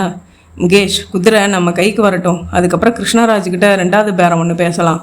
கணிசமான ஒரு தொகை தேத்தாமல் குதிரையை அவர்கிட்ட ஒப்படைக்கக்கூடாது. நீ பேசாமல் இரு, எல்லாம் நான் பார்த்துக்கிறேன். கதிர், வேணாம். கிருஷ்ணராஜ் ஒரு மாதிரியானவர், அவருக்கு துரோகம் செய்கிற நினைப்பே வேணாம். பேசின தொகையே ரொம்ப பெருசு தான், பேராசைப்படுறது நல்லதில்லை. ஷடப் முகேஷ். மண்டையை போட்டு உடச்சிக்கிட்டு பிளான் போடுறது நான், அதை செயல்படுத்துறதும் நாம தான். ஆனால் இப்படி ஒன்று செஞ்சு தர்றீங்களான்னு கூப்பிட்டு கேட்டது அவர் தான். முகேஷ், ரைட் விடு, இப்போது அட்வான்ஸ் வாங்கிக்கலாம். குதிரையை தட்டிக்கிட்டு வர்றதை பற்றி முதல்ல யோசிக்கலாம் என்றான் கதிர்வேல். முகேஷ் மௌனமாக தலையசைத்தான். லைட் ஹவுஸின் வெளிச்சக்கத்தி சுற்றி சுற்றி இருட்டை வெட்டி கொண்டே இருந்தது. அத்தியாயம் 7. அந்த ரெஸ்டாரண்ட்டில் ஐஸ்கிரீம் சொல்லிவிட்டு காத்திருந்த போது சுசீலா சொன்னாள், சரோஜினியோட எக்ஸிபிஷனில் பார்த்த அந்த குதிரை இன்னும் என் கண்ணுக்குள்ளேயே நிற்கிது பரத். பரத் மெனு கார்டிலிருந்து நிமிர்ந்து, அதை எனக்கு வாங்கித்தாங்கன்னு கேட்டுட மாட்டியே என்றான். ஆனால் 6 கோடின்னு நினச்சி பார்த்தா மலப்பாக தான் இருக்குது பரத். அப்படியே ஏலத்தில் எடுக்க தயாராக இருக்காங்களே பல பைத்தியக்காரங்க. அவ்வளவு பணம் இருக்குன்னு அர்த்தம் சுசி. விசாரித்தேன், எல்லா பொண்ணுங்களும் எத்திராஜ் காலேஜாம். யார்? உள்ள ஒரே மாதிரி சேலை கட்டி ஒரே மாதிரி சிரிச்சிட்டு வர்றவங்களுக்கு வணக்கம் சொல்கிறாங்களே, அந்த பொண்ணுங்களை சொல்கிறேன். சரோஜினி ஒரு நாளைக்கு 300 ரூபா தராங்களாம். 3 சேலை வாங்கி கொடுத்துருக்காங்க. மாற்றி மாற்றி கட்டிட்டு வரணும். 20 பொண்ணுங்களில் 2 பேர் தான் துணிச்சலானவங்க. எப்படி சொல்கிறீங்க பரத்? அந்த 2 பேர் தானே லோ ஹிப்பில் புடவை கட்டியிருந்தாங்க. உங்களை எக்ஸிபிஷன் பார்க்க சொன்னாங்களா, இல்லை இன்னொருத்தி இடுப்பை பார்க்க சொன்னாங்களா? இது என்னதரா இது வம்பா போச்சு. ஒரு யானையை பார்த்தா அதோட தும்பிக்கை கண்ணில் படாமல் போயிடுமா? தும்பிக்கையை பார்க்கக்கூடாது, ஆனால் யானையை பார்க்கணும்னா எப்படி முடியும்? அதானே எடுப்பா முன்னால் நீட்டிகிட்டு இருக்கு. போதும், என்ன நினைக்கிறீங்க பாதுகாப்பு ஏற்பாடு பற்றி? எதுவும் தப்பு சொல்கிற மாதிரி இல்லை சுசி. கட்டிட வாசலில் 12 பேர் ஆயுதங்களோடு நிற்கிறாங்க. கட்டிடத்துக்கு பின்புற வாசல் எதுவும் கிடையாது, ஒரே ஒரு முன்வாசல் தான். அந்த 12 பேர் பார்வையில் படாமல் யாரும் உள்ளே நுழைஞ்சிட முடியாது. உள்ளே போகிறவங்க கொண்டு வர்ற பேக்கு பெட்டி எதுவாக இருந்தாலும் பிடுங்கி வச்சுக்கிட்டு டோக்கன் கொடுத்துட்றாங்க. மெட்டல் டிடெக்டர் பொருத்தின செயற்கை வாசல் வழியாக தான் யாரும் உள்ளே அனுமதிக்கப்படுறாங்க. உள்ளே பந்தலுக்கு ஒருத்தர் வீதம் மொத்தம் 30 செக்யூரிட்டி பீப்புள் இருக்காங்க. இது தவிர அந்த பொண்ணுங்க 20 பேர். குறிப்பாக அந்த அக்பர் குதிரை வைக்கப்பட்டிருக்கிற ரூம்லையும் ஏற்பாடுகள் நல்லா தான் இருக்குது. எலக்ட்ரிசிட்டி எப்பவும் வச்சுருக்காங்க. வெளி எல்லையாக மரத்தடுப்பு, அதோட வாசலில் துப்பாக்கியோட 2 பேர், இரும்பு கூண்டுக்கு எலக்ட்ரானிக் லாக் சிஸ்டம், எல்லா இடத்துலையும் கண்காணிச்சிக்கிட்டு இருக்கிற இன்னர் சர்க்கியூட் கேமராக்கள், கண்ட்ரோல் ரூமில் உட்காந்துக்கிட்டு 4-5 டிவி ஸ்க்ரீனில் இமை கொட்டாமல் பார்த்துக்கிட்டு இருக்கிறதுக்கு 6 பேர் கொண்ட கண்ட்ரோல் ரூம் குழு. இதையெல்லாம் மீறி இப்போ நீ ஏன் இந்த குதிரையை கொள்ளடிக்கணும்னா என்ன வழி இருக்குது சொல்லு பார்க்கலாம். ஒரு குரூப்பாக செயல்பட்டால் முடியாதா பரத்? எப்படின்னு சொல்ல, பொதுமக்களை ஒருத்தராக கலந்து 4-5 பேர் மெட்டல் டிடெக்டரை ஏமாற்றி துப்பாக்கிகளோட உள்ளே நுழைஞ்சிட்றாங்கன்னு வைங்க. சரி, வச்சுக்கலாம். குதிரை இல்லாத ரூமில் இருக்கிறப்ப சட்டுன்னு அந்த 2 செக்யூரிட்டிகளையும் அடக்கிடுறாங்க. அவங்க டீம் ஆளால் எலக்ட்ரிசிட்டி நிறுத்தப்படுது. இரும்பு கம்பிகளை கட் பண்ணி நுழைஞ்சி குதிரையை எடுத்துடுறாங்க. ரைட்டு, வெளியே போக வேணாமா? இதில் இன்னொரு தப்பும் இருக்குது. அந்த ஹாலுக்கு எலக்ட்ரிசிட்டி சப்ளை நின்று போனால் உடனடியாக ஜென்ரேட்டர் கடை கொடுத்துரும். அப்படி ஏற்பாடு செஞ்சுருக்காங்க. அப்படின்னா யோசித்தாள் சுசீலா. எனக்கு வேறு யோசனை எதுவும் தோணலை. உங்களுக்கு ஏதாவது தோணுதா? தோணுது. இவ்வளவு பிரம்மாண்டமான ஏற்பாடுகளில் ஒரு இடத்துல பயங்கரமான வீக்னஸ் இருக்குது சுசி. என்ன இது? சரோஜினி யாதவுக்கான பாதுகாப்பு ஏற்பாடுகள் பிரமாதமாக இல்லை. ஹோட்டல் சூட்டுக்கு யார் வேணாலும் சுலபமாக போய் அவரை சந்திச்சிடலாம். வாசலில் ஒரே ஒரு ஆள் தான் நிற்கிறான். அந்த குதிரை கொள்ளடிக்கிறதுன்னு நான் தீர்மானித்தா என்ன செய்வேன் தெரியுமா? ராத்திரி 10 மணிக்கு நேராக சரோஜினியை போய் பார்ப்பேன். ஒரு பாம் எடுத்துகிட்டு போவேன். அந்த சரோஜினி கழுத்தில் மாட்டுவேன். கையில் ரிமோட் கண்ட்ரோல் எடுத்துக்குவேன். அழுத்துட்டுமான்னு கேட்பேன். பதறிடுவா. நான் சொல்கிறபடி எல்லாம் கேளுன்னு சொல்லுவேன். கழுத்தில் போட்ட பாம் மாலையை எடுத்து இடுப்பில் ரகசியமாக கட்டிக்க சொல்லுவேன். எக்ஸிபிஷன் ஹாலுக்கு கூட்டிகிட்டு போவேன். இயல்பாக அங்கே அந்த குதிரையை இவர்கிட்ட விற்றுட்டேன்னு சொல்லுவேன். ரைட் ராயலாக கூட போய் குதிரையை எடுத்துக்கிட்டு மறுபடி அவங்களையும் அழைச்சிக்கிட்டு திரும்பி பாதி வழியில் இறக்கி விட்டுட்டு போயிட்டே இருப்பேன். எப்படி பயங்கரமான ஆள் தான் நீங்கள். செஞ்சாலும் செய்வீங்க போல இருக்கே. இந்த தப்பை செய்யறதுக்காக பூர்வ ஜென்மத்திலேருந்து திட்டம் போட வேண்டியதில்லை சுசி. ஒவ்வொரு மனுஷனுக்கும் டெம்டேஷன் உடையிற ஒரு பாயிண்ட் இருக்குது. அது யாருக்கு எப்போ உடையும்னு சொல்ல முடியாது. ரொம்ப நல்லவனாக தான் இருப்பான். தனிமையில் இருட்டில் ஒரு பொண்ணை பார்க்குறப்போ திடீர்னு உடைஞ்சி அவளை கழுப்பழிச்சிடுவான். அந்த பெண்ணோட கவர்ச்சியும் சூழ்நிலையோட ஒத்துழைப்பும் சேர்ந்து அவனோட சபலத்தை உடைச்சிரும். அந்த மாதிரி சில பேருக்கு பணம், சில பேருக்கு பதவி, அந்த மொமெண்ட்டில் அடையணுங்கிற வெறி மட்டும்தான் இருக்கும். அது நியாயம் இல்லையே. தப்பாச்சேன்னு நீதியின் குரல் எல்லாம் உள்ளே ஒலிக்காது. ரைட்டு.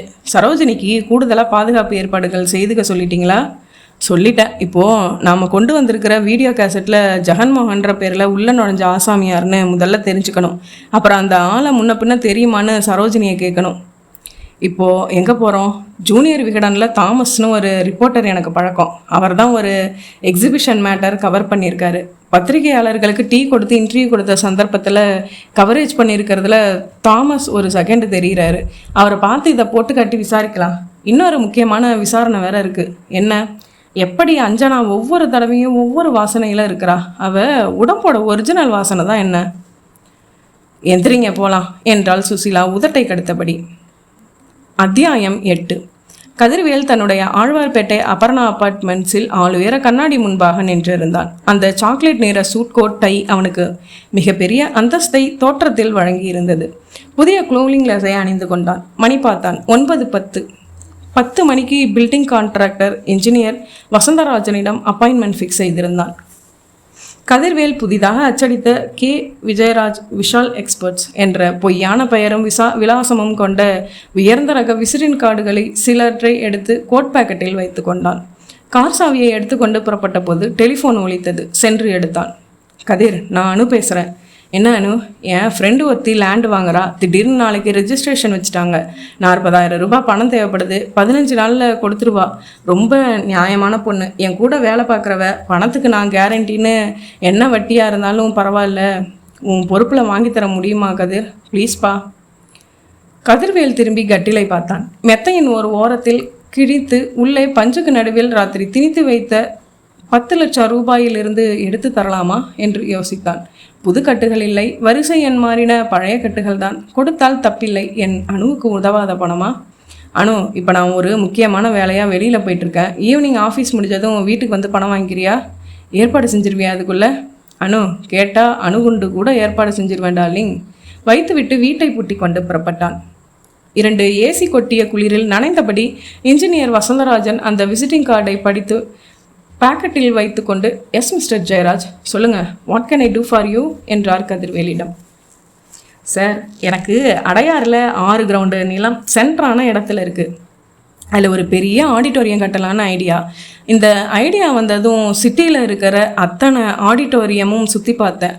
தேவராஜ் மெமோரியல் ஹால் எனக்கு ரொம்ப பிடிச்சது. நாடகம், விழா இப்படியும் நடத்தலாம். நாற்காலிகளை கழட்டி போட்டுட்டு எக்ஸிபிஷன், ட்ரேட் இப்படியும் நடத்தலாம். அந்த மல்டி பர்பஸ் அமைப்பு எனக்கு ரொம்ப பிடிச்சிருந்தது. விசாரித்தேன். தேவராஜ் மெமோரியல் ஹாலை கட்டி தந்தது நீங்கள் தான் சொன்னாங்க. Wonderful work sir. வசந்தராஜன் முகத்தில் பெருமைப்படற தேங்க்யூ சார் என்றார். நீங்கள் வந்து என் லேண்டை பார்க்கணும், அப்புறமா பிளான் போட்டு கட்டித்தரணும். பட்ஜெட் ரெஜிஸ்ட்ரேஷன் எதுவுமே இல்லை. சிட்டியில் நம்ம ஹால் தான் த பெஸ்ட்டுன்னு சொல்கிற மாதிரி அமைச்சுத்தாங்க. எவ்வளவு வேணாலும் இந்த ப்ராஜெக்டில் செலவு பண்ணுறதுக்கு நான் தயாராக இருக்கேன். உங்கள் டேர்ம்ஸ் என்னவோ அதுக்கு சம்மதம். No bargain. என்ன சொல்கிறீங்க? நல்ல பிரமாதமாக பண்ணித்தரேன் சார். ஆனால் இப்போது 7 ப்ராஜெக்ட்ஸ் போயிட்டுருக்கு. அதில் 4 முடிகிற நிலையில் இருக்குது. ஒரு 3 மாதம் கழித்து உங்கள் ஒர்க்கை ஆரம்பிக்கலாம் இல்லையா? அவசரம் இல்லையே, நிதானமாக செய்யுங்க. ஆனால் முதல்ல லேண்டு மட்டும் பார்த்துட்டு ஒரு அட்வான்ஸ் வாங்கிட்டா எனக்கு நிம்மதியாக இருக்கும். சரி, எப்போ பார்க்கலான்னு சொல்லுங்கள். அடுத்த வாரத்தில் ஒரு நாள் பார்த்துட்டு ஃபோன் செய்கிறேனே. செய்யுங்க சார். அந்த தேவராஜ் மெமோரியல் ஹாலோட பிளான்ஸ் எங்கே இருக்கா?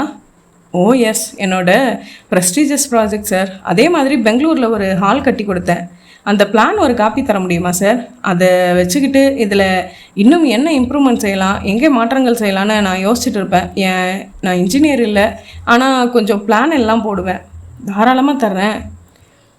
வசந்தராஜன் எழுந்து இரும்பு பீரோ திறந்து தேவராஜ் மெமோரியல் ஹாலின் கட்டிட பிளான் காப்பியை ஒரு கவரில் போட்டு தந்தார். இதை நீங்கள் திருப்பி தரணும்னு அவசியம் இல்லை சார், என்கிட்ட நிறைய காப்பீஸ் இருக்குது. நிதானமாக பார்த்து உங்களுக்கு தோன்ற பாயிண்ட்ஸை குறித்து வைங்க. தேங்க்யூ சார், அப்போது அடுத்த வாரத்தில் ஃபோன் பண்ணுறேன் என்று எழுந்து கொண்டான் கதிர்வேல். அத்தியாயம் 9. தாமஸ் வீட்டில் அந்த வீடியோ கேசட்டை போட்டு ரிமோட்டில் ஃபார்வர்ட் செய்து பத்திரிகை நிருபர்கள் டீ அருந்தும் காட்சி வந்ததும் அந்த காட்சியை உரைய வைத்தான் பரத். மிஸ்டர் தாமஸ், நீங்கள் பல வருஷமாக இந்த பத்திரிகை உலகில் இருக்கீங்க. உங்களால் ஒவ்வொரு பத்திரிகையாளர்களையும் பேர் சொல்லி அடையாளப்படுத்த முடியும்னு நினைக்கிறேன் என்றான். சடன்லி என்றார் தாமஸ். பாருங்க, இதில் உங்களுக்கு பேர் தெரிஞ்ச முகங்களை விட்டுடுங்க. பேர் தெரியாத முகம் ஏதாச்சும் தென்படுதான்னு பாருங்க. டிவி திரையில் தாமஸ் பார்த்தபடி அன்னைக்கு வந்தவங்க ஏறக்குறை எல்லாருமே எனக்கு தெரிஞ்சவங்க தான் என்றான். சுசீலா எக்ஸிபிஷனுக்கு வந்திருந்த 48 பத்திரிகையாளர்களின் பெயர்கள் அடங்கிய லிஸ்ட்டை வைத்திருந்தாள். தாமஸ், நீங்கள் டிவியில் தெரிகிற முகங்களோட பேரை சொல்லிகிட்டே வாங்க என்றான் பரத். ஓ எஸ், இது பார்த்தசாரதி, இது சுந்தர், இது மணிவண்ணன். அவன் சொல்லிக்கொண்டே வந்தான். ஒரு குறிப்பிட்ட முகத்தை பார்த்து தன் நினைவுகளில் தேடி பார்த்து இது யாருன்னு தெரியலையே என்றான். நல்லா பாருங்க தாமஸ். தாமஸ் எழுந்து திரைக்கு பக்கமாய் போய் பார்த்து குறுக்கில் தலையசைத்தான். இந்த ஆளை இதுக்கு முன்னாடி நான் பார்த்ததில்லை. தாமஸ் குறிப்பிட்ட தலையை பரத் உன்னிப்பாக பார்த்து கொண்டான். தூண்டில் பத்திரிகை சார்பாக வந்ததா சொல்லி அடையாள அட்டையும் காமிச்சிட்டு உள்ளே வந்திருந்தான் ஒருத்தன். ஜெயமோகன்னு பேர் சொல்லியிருக்கான்.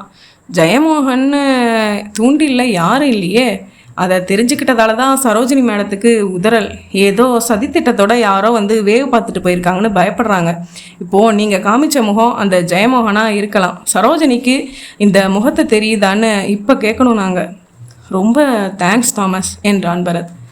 தாமஸ் போல இன்னும் 2 பத்திரிகையாளர்களுக்கு அந்த வீடியோ கேசட்டை போட்டு காட்டியதில் அவர்களும் தாமஸ் குறிப்பிட்ட அதே ஆசாமியை அடையாளம் தெரியாத நபராக சுட்டி காட்டியதும் அவன்தான் ஜெயமோகன் அல்லது ஜெகன்மோகன் என்கிற பெயரில் உள்ளே வந்தவன் என்று உறுதியாகிவிட்டது. அடுத்த கட்டமாக வீடியோ திரையில் தெரிந்த அவன் முகம் புகைப்படமாக மாற்றப்பட்டு பெரிதுபடுத்தப்பட்டது. கிரைம் பிரான்ச் இன்ஸ்பெக்டர் நியூட்டன் உதவியோடு கம்ப்யூட்டர் மூலம் அந்த முகம் தாடி வைத்தால் எப்படி இருக்கும், குல்லா வைத்தால் எப்படி இருக்கும் என்று பல வகை தோற்றங்கள் உருவாக்கப்பட்ட புகைப்படங்களாக்கப்பட்டன. அந்த புகைப்படங்களை பார்த்த சரோஜினி யாதவும் அஞ்சனாவும் உதடுகளை பிதிக்கினார்கள். நிறைய பெண் போட்டு எக்ஸிபிஷனில் உள்ள செக்யூரிட்டி ஆசாமிகளிடமும் பெண்களிடமும் தரப்பட்டது. இந்த சாயலில் யாராவது தென்பட்டால் அமுக்கி விசாரிக்க உத்தரவிடப்பட்டது. எக்ஸிபிஷன் கண்ட்ரோல் அறையில் இருந்த கம்ப்யூட்டரின் மூலையில் ஜெகன்மோகனின் பல்வேறு முகங்கள் பதிவு செய்யப்பட்டன. உள்ளே கடமையாற்றும் கேமராக்களின் சிறப்பு சென்சார்ஸ் பொருத்தப்பட்டன. எக்ஸிபிஷனுக்குள் அந்த கேமராக்களின் பார்வை எல்லைக்குள் ஜெகன்மோகன் எந்த வேடத்தில் பிரவேசித்தாலும் கண்ட்ரோல் அறைக்குள் சங்கேதமாக அந்த கேமராக்கள் தகவல் சொல்லும்படி அமைக்கப்பட்டன. எல்லா கோணங்களும் ஏற்பாடு செஞ்சிருக்கு. இந்த ஜெகன்மோகன் எக்ஸிபிஷனுக்குள்ளே கால் வச்சா தொலைஞ்சான். ராத்திரியில் அக்பர் குர்திரை இருக்கிற ரூமுக்கு வெளியில் 2 பேருக்கு பதிலாக 4 பேர் போட்டுடுங்க.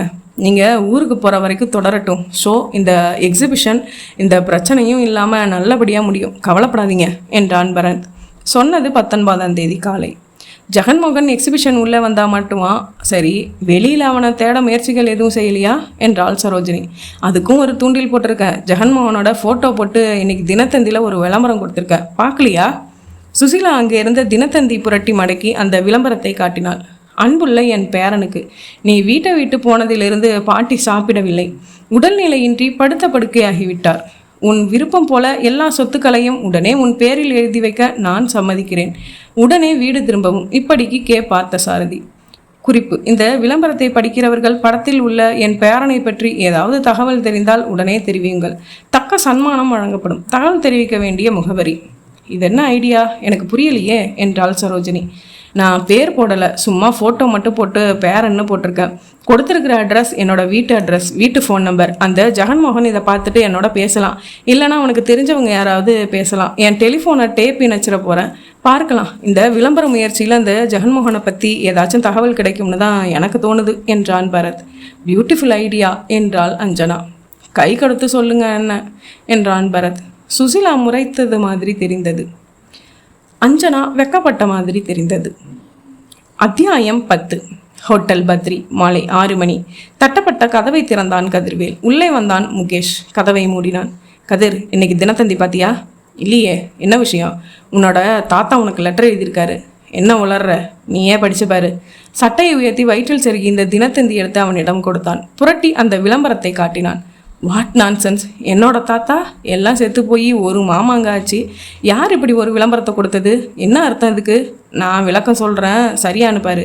இது போலீஸ் கொடுத்துருக்க சாமர்த்தியமான விளம்பரம். உன்னை பிடிக்கிறதுக்கான வலை இது. போலீஸா? என்ன சொல்கிற முகேஷ்? இந்த ஃபோட்டோ எப்படி அவங்களுக்கு கிடைச்சிது? முட்டாள், சரோஜினியோட எக்ஸிபிஷனுக்கு நீ இந்த கட்டம் போட்ட சட்டை தானே போட்டுக்கிட்டு போனேன்.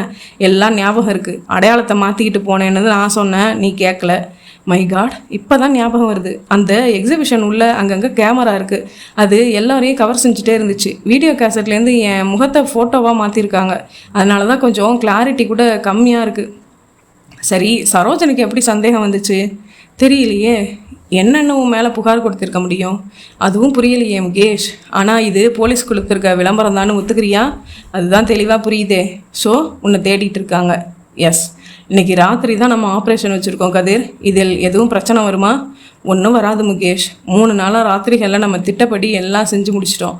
ஃபைனல் ஆப்ரேஷன் தான் பாக்கி. இப்போது எந்த காரணத்தினாலையும் பின்வாங்க வேண்டாம் முகேஷ். திட்டப்படி குதிரையை கைப்பற்றி இந்த ஹோட்டல் ரூமுக்கு கொண்டு வந்து பத்திரப்படுத்தி கிருஷ்ணராஜ்கிட்ட மிச்ச பணம் வாங்குற வரைக்கும் நீ இந்த ரூமை விட்டு வெளியே வந்துடாத. உன் காரை உடனடியாக விற்றுட்டு வேற வாங்கிக்கோ, அடையாளம் மாற்றிக்கோ. இன்னொரு முக்கியமான விஷயமும் இருக்குது. என்ன? உன்னோட அப்பார்ட்மெண்ட்ஸ்க்கு மறுபடி நீ போகவே போகாத. ஆபத்து. அங்கே போலீஸ் மறைமுகமாக காத்திருக்கலாம். எப்படி சொல்கிற? என்னடா முட்டாள்தனமாக கேட்குற? நீ இருக்கிற அப்பார்ட்மெண்ட்ஸில் 24 ஃப்ளாட்ஸு.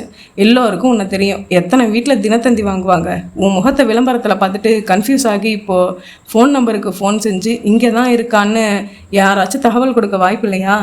வாய்ப்பு இருக்குது. அதனால தான் சொல்கிறேன், நாளைக்கு டீலிங் முடிஞ்சது இந்த ஹோட்டல்லேருந்து நேராக வடக்கு பார்க்க போகிறது தான் பெட்டர். உன் அப்பார்ட்மெண்ட்டுக்கு போனால் மாட்டிக்குவேன். கரெக்டு. என் அனு இந்த விளம்பரத்தை பார்த்துருந்தா அவளும் குழம்பிடுவாளே முகேஷ். அவளை நீ எப்போ பார்த்தது? 3 நாள் முன்னாடி. அவள் ஃப்ரெண்டுக்காக 40,000 பணம் கேட்டா, அதை கொண்டு போய் கொடுத்தேன். அப்போ பார்த்தது தான். அதுக்கப்புறம் பார்க்கலையா? அப்புறம்தான் சுரங்கம் தோன்றதில் பிஸியாக இருந்தோமே. ராத்திரி பூரா விடிகிற வரைக்கும் தோண்டிட்டு வந்து பகல் பூரா படுத்துட்டு தூங்கிட்டு இருந்தோமே. எங்கே இருந்துச்சு நடுவில் நேரம்? இப்போது அவள் எங்கே இருப்பா? லேடிஸ் ஹாஸ்டலுக்கு போயிருப்பா. ஃபோன் செஞ்சு பேசு. ஒரு வேலையாக பெங்களூர் போகிறதாவும் 1 வாரம் கழித்து தொடர்பு கொள்கிறேன்னு சொல்லு. ஆனால் நீ பாம்பே போயிடு. ஒரு வேளை அணு வரைக்கும் போலீஸ் வந்துட்டா அவள் சொல்கிறத வச்சு உன்னை பெங்களூரில் தான் போலீஸ் தேடும். என்னடா இது, இன்னும் நாம் குதிரையை திருடவே இல்லை, அதுக்குள்ளே இவ்வளவு பெரிய டென்ஷனா? என்ன பண்ணுறது? இப்போ நீ மாட்டினா உதச்சே எல்லா தகவல்களையும் வள வச்சுருவாங்க கதிர். நான் கரெக்டாக தான் சொல்கிறேன். முதல்ல அணுகிட்ட பேசு. கதிர்வேல் செல்லுலார் ஃபோனில் அணுவை தொடர்பு கொண்டான். ஹாய் அனு. கதிர், என்னப்பா இது? எங்கே போயிட்ட நீ? 3 நாளாக உனக்கு ஃபோன் செஞ்சு பார்த்து அழுத்து போச்சு. அதிகாலையில் வீட்டுக்கு வந்து பார்த்தா வீடு பூட்டி இருந்துச்சு. 3 நாளாக பூட்டி இருக்கிறதா அப்பார்ட்மெண்ட் எதிர் ஃப்ளாட்டில் சொன்னாங்க. ஒரு வேலையில் ரொம்ப பிஸி அனு. இப்போ எங்கேருந்து பேசுகிற? மெட்ராஸ்லேருந்து தான். ஒரு ஃப்ரெண்டு வீட்டிலேருந்து பேசுகிறேன். நாளைக்கு பெங்களூர் போகிறேன். வரத்துக்கு 1 வாரம் ஆகும் அனு. நீ காணாமல் பதறுவியேன்னு தான் ஃபோன் செஞ்சேன். அப்புறம் கதிர், இன்னைக்கு தினத்தந்தி பார்த்தியா? அந்த விளம்பரத்தை தானே பார்த்தேன். உன்னை மாதிரி 100 பேர் கேட்டாங்க. அது நான் இல்லைன்னு. அப்படியே என் சாயலில் இருக்கான் அந்த காணாமல் போன பேரன். விளம்பரம் கொடுத்த அந்த தாத்தா அவரோட பேரனோட பேரையும் போட்டு தொலைச்சிருந்தா குழப்பமே ஏற்பட்டிருக்காது. வேற எதுவும் இல்லையே. 1 வாரம் கழித்து ஃபோன் பண்ணுறேன். வச்சிருவானு? பெருமூச்சு விட்ட கதிர்வேல் ஒரு சிகரெட் எடுத்து பற்ற வைத்தான். நீ வாங்கிட்டு வந்திருக்கிறது பவர்ஃபுல் பாம் தானே முகேஷ்? நம்ம பர்பஸ்க்கு சரியாக வரும் இல்லையா என்றான். அதெல்லாம் நீ சந்தேகப்படவே வேணாம் கதிர். கொஞ்ச நேரம் ரெஸ்ட் எடு. நான் போய் அந்த குதிரையை வச்சு மூடுற அளவுக்கு ஒரு சூட்கேஸ் வாங்கிட்டு வந்துடுறேன் என்று புறப்பட்டான் முகேஷ். அத்தியாயம் 11. தேதி அதே நேரம் 19 இரவு 8.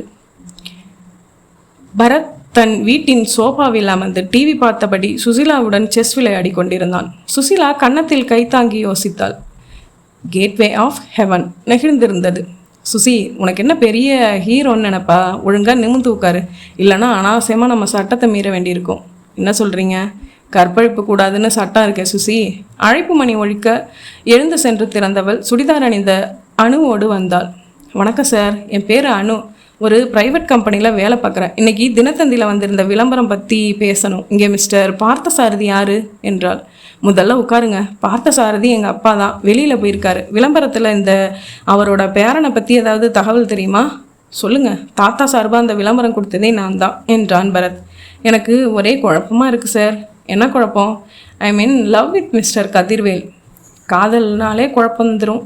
நீங்கள் விளம்பரத்தில் கொடுத்துருக்க ஃபோட்டோ என் லவ்வர் கதிர்வேலோட ஃபோட்டோ சார். ஆனால் அவரோட ஃபோனில் இதை பற்றி பேசினப்போ அவர் இந்த ஃபோட்டோ தன்னோடது இல்லை, தன்னை மாதிரி சாயலில் இருக்க யாரோன்னு சொன்னார். ஆனால் அது போய். இந்த ஃபோட்டோவில் அவர் போட்டிருக்கிற கட்டம் போட்ட சட்டை 3 மாதம் முன்னாடி அவரோட பர்த்டேக்கு நான் ப்ரெசன்ட் பண்ண சட்டை. சட்டையோட பேக்கெட் பகுதியில் லவ் ஆல்வேஸ் வின்ஸ்னு சின்னதாக எம்ப்ராய்டரி பண்ணி கொடுத்தேன். ஃபோட்டோவில் அது கிளியராக இல்லை, ஆனால் ஒரு லென்ஸ் வச்சு பார்த்தா லேசாக எழுத்துக்களை படிக்க முடியும். சந்தேகமே இல்லை, அந்த சட்டை தான், அது அவர் தான். ஆனால் அவர் இல்லைன்னு ஏன் சொன்னார் எனக்கு புரியலை. தன்னோட தாத்தா எப்போவோ இறந்துட்டதா என்கிட்ட சொல்லியிருக்கார் கதிர். அப்போ இந்த விளம்பரம் கொடுத்த தாத்தா யார்? இந்த விளம்பரத்துக்கு அர்த்தம் என்ன? இதெல்லாம் தெரிஞ்சுக்கிட்டு போகலான்னு தான் நேரில் வந்தேன். பரத் நிமிர்ந்து உட்கார்ந்தான். நாராயணா, 3 காஃபி என்று குரல் கொடுத்து விட்டு, இங்கே பாருங்கள் மிஸ் அனு, உங்கள் குழப்பங்கள் கேள்விகளுக்கு நான் விளக்கம் தர்றேன். முதல்ல உங்களுக்கு தெரிஞ்ச தகவல்கள் கொஞ்சம் சொல்லுங்கள். கதிர்வேல் என்ன செய்கிறாரு? எங்கே இருக்கார்? கதிர்வேல் ஆர்வார்பேட்டையில் அபர்ணா அப்பார்ட்மெண்ட்ஸில் ஒரு ஃப்ளாட்டில் தனியாக இருக்கார் சார். Electronic engineer. ஆனால் அவருக்கு ஷேர் மார்க்கெட்டில் அதிக ஈடுபாடு. அதில் ரொம்ப நேரம் செலவு பண்ணுவார். ஃபோன் இருக்குது, கார் இருக்குது, செல்லுலார் கூட வச்சுருக்கார். Dynamic person. நிறைய பணம் சம்பாதிக்கணும்னு எப்பவும் துடிப்பாக இருப்பார் சார். சில வினாடிகள் அமைதியாக அவளையே பார்த்தான் பரத். கொஞ்சம் வெளிப்படையாக பேசலாம். இந்த வீட்டில் பார்த்த சாரதின்னு யாரும் கிடையாது. என் பேர் பரத், இவ சுசிலா. நாங்கள் முன்லைட் டிடெக்டிவ் ஏஜென்சின்னு ஒன்று நடத்துகிறோம். எங்களுக்கு ஒரு கிளைண்ட் புகார் கொடுத்தாங்க. அவங்களோட மதிப்பான ஒரு சொத்தை கொள்ளையடிக்க ஏதோ சதி நடக்கிறதாகவும் அந்த சதியில் உங்கள் காதலர் கதிர்வேலுக்கு சம்பந்தம் இருக்கலாம்னு அவங்க சொன்னாங்க.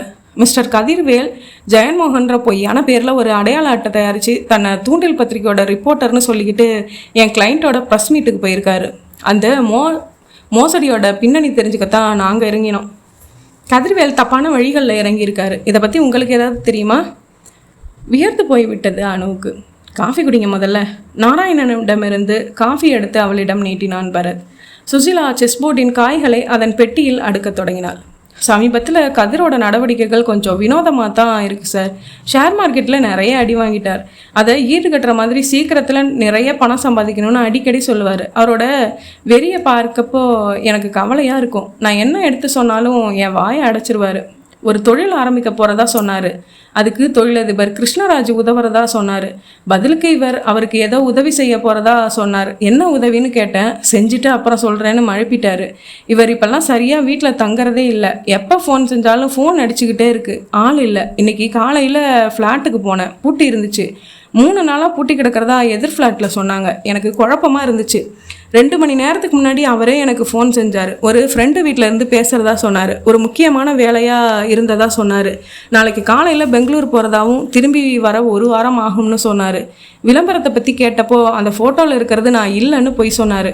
எனக்கு குதிரை பற்றி ரொம்ப கவலையாக இருக்குது சார் என்றாள் அனு. ஏன் பரத், நாளைக்கு காலையில் பெங்களூர் போகிறான்னா என்ன அர்த்தம்? இன்னைக்கு நைட்டு குதிரையை கொள்ளடிக்கிறதா திட்டம் இருக்குமா என்றாள் சுசிலா. குதிரையா என்றாள் அனு. ஆமாம், நவரத்ன அக்பர் குதிரை, அதாவது குதிரை சிலை. தேவராஜ் மெமோரியல் ஹாலில் சரோஜினி யாதவ்னு ஒருத்தவங்க அவங்களோட பழம்பொருள் சேகரிப்புகளை எக்ஸிபிஷனாக வச்சுருக்காங்க. அதில் ரொம்ப பாதுகாப்பாக இருக்குது அந்த குதிரை. அதோட மதிப்பு 6 கோடி. அதை கொள்ளடிக்கத்தான் உங்கள் கதிர்வேல் பிளான் பண்ணிகிட்ருக்காருன்னு நினைக்கிறேன். அதுக்காகத்தான் அலைஞ்சிட்ருக்காரு. கடவுளே, இவருக்கு எதுக்கு திருட்டு வேலை? பணக்காரனாகிறதுக்கு தான் இப்போது என்று பரத் ஏதோ சொல்ல வந்ததை வெட்டியது தொலைபேசி. எடுத்து ஹலோ என்றான். மிஸ்டர் கே பார்த்தசாரதி இருக்காரா? நீங்கள் யார் பேசுகிறது? நான் அவரோட பையன்தான் பேசுகிறேன். சொல்லுங்கள், என்ன விஷயம்? சார், என் பேர் வரதராஜன், என்ஜினியர். 7 ஸ்டார் பில்டர்னு கேள்விப்பட்டிருக்கலாம். அது என்னோடது தான். இன்றைக்கி தினத்தந்தியில் உங்கள் விளம்பரம் பார்த்தேன். உங்கள் பேரன் பேர் என்ன சார்? கதிர்வேல் என்றான் பரத். 4 நாள் முன்னாடி என்னை பார்க்க விஜயராஜ்னு ஒருத்தர் வந்தார். கோட் சூட் எல்லாம் போட்டிருந்தாரு. பெரிய எக்ஸ்போர்ட் கம்பெனி நடத்துகிறதா அறிமுகப்படுத்திட்டு விசிட்டிங் கார்டு எல்லாம் கொடுத்தாரு. உங்கள் கதிர்வேல் முகம் மாதிரியே இருந்தது சார். அதனால தான் சந்தேகப்பட்டு அவர் கொடுத்துட்டு போன விசிட்டிங் கார்டில் இருந்த ஃபோன் நம்பரை ட்ரை செஞ்சேன். ஒரு கார்மெண்ட் ஸ்டோர்ஸ் நம்பர் சார், அது போலி அட்ரஸ்ஸு. என்னை சந்தித்த விஜயராஜ் ஒரு ஃப்ராடுன்னு தெரிஞ்சுது. ஒரே குழப்பம். அதான் உங்களுக்கு ஃபோன் செஞ்சேன். அந்த விஜயராஜ் என்ன விஷயமா உங்களை பார்க்க வந்தார்? அடையாறில் அவரோட லேண்டில் ஒரு ஆடிட்டோரியம் கட்ட போகிறதா சொன்னார். தேவராஜ் மெமோரியல் ஹாலு ரொம்ப பிடிச்சிருந்ததால் அதை கட்டினேன்னா அதை விட சிறப்பாக கட்டித்தரணும்னு கேட்டுக்கிட்டாரு. நானும் பெரிய கோடீஸ்வரன்னு நம்பி தலையாட்டினேன். தேவராஜ் மெமோரியல் ஹாலோட கட்டிட பிளான் காப்பி கேட்டார். நானும் ஒரு செட்டு கையில் கொடுத்து அனுப்பிச்சேன். பரத்திற்கு எதுவோ புரிந்தது. வரதராஜனின் விலாசம் வாங்கி கொண்டு அவரை போய் நேரில் சந்திப்பதாக சொல்லி கத்தரித்தான். தேவராஜ் மெமோரியல் ஹாலின் எக்ஸிபிஷன் செக்யூரிட்டி இன்சார்ஜ் இருளரசனை உடனே ஃபோனில் பிடித்தான். ஒன்றும் ப்ராப்ளம் இல்லை சார். உள்ளே குதிரை இருக்கிற ரூமுக்கு வெளியில் எத்தனை பேர் நிற்கிறாங்க? 4 பேர் சார். ரைட்டு. பில்டிங்கை வெளிப்பக்கமாக 2 பேர் 4 பக்கமும் போய் பார்த்துட்டு வர சொல்லுங்கள். ஏதாச்சும் சந்தேகப்படுற மாதிரி நடமாட்டம் இருக்கான்னு பாருங்கள். அப்புறம் பில்டிங்கோட மொட்டை மாடியில் இது வரைக்கும் யாரையும் நிறுத்தி வைக்கல இல்லையா? இல்லை சார். அங்கே 2 பேரை போடுங்க. ஏதாச்சும் சந்தேகப்பட்டால் உடனே எனக்கும் போலீஸ்க்கும் ஃபோன் செஞ்சுருங்க. என்ன சார் திடீர்னு? இன்னைக்கு ராத்திரி ஏதாச்சும் சம்பவம் நடக்கலாம்னு நான் எதிர்பார்க்குறேன். கொஞ்சம் நேரத்தில் நானும் அங்கே வரேன். ஃபோனை வைத்துவிட்டு ஹோட்டல் ஆகாஷ் டீலக்ஸ் ஹோட்டலில் இருந்த சரோஜினியை தொடர்பு கொண்டான். மேடம், தொழிலதிபர் கிருஷ்ணராஜ்னு சொன்னால் உங்களுக்கு ஏதாச்சும் மூளையில் குறுகுறுக்குதா? Have you ever have that person? என்ன பேர் சொன்னீங்க? கிருஷ்ணராஜ். ஞாபகம் வருது மிஸ்டர் பத்ரத். கோலாலம்பூரில் அந்த குதிரை ஏலத்தில் பெங்களூர்லேருந்து அஜய் மல்லையான்னு ஒருத்தர் கலந்துக்கிட்டதா சொன்னேன் இல்லையா? அவரோட ஃப்ரெண்டு கிருஷ்ணராஜ். அவங்க 2 பேரும் சேர்ந்து தான் தங்கியிருந்தாங்க. மல்லையா அவரை அறிமுகப்படுத்தி வச்சார். கதிர்வேல் அணுவுடன் நாளை பெங்களூர் செல்வதாக சொன்னதையும் கிருஷ்ணராஜுக்கு பதில் உதவி செய்வதில் ஈடுபட்டிருக்கிறேன் என்று சொன்னதையும் நினைத்து பார்த்தான். மேடம், அந்த கிருஷ்ணராஜ் தான் இப்போ உங்கள் குதிரையை கொள்ளடிக்க முயற்சி செய்கிறாருன்னு நான் சந்தேகப்படுறேன். தன்னோட நண்பர் அஜய் மல்லையாவுக்காக இல்லை, தனக்காகவோ அதில் இறங்கியிருக்காரு.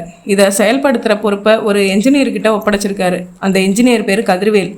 அவர் தான் ஜெயமோகன்னு பேர் மாற்றி எக்ஸிபிஷனுக்குள்ளே ரிப்போர்ட்டராக வந்து வேவு பார்த்தது. அது மட்டும் இல்லை, வேற ஒரு பேரில் தேவராஜ் மெமோரியல் ஹாலை கட்டின இன்ஜினியரை பார்த்து அதோட பிளானை வாங்கிட்டு போயிருக்காரு.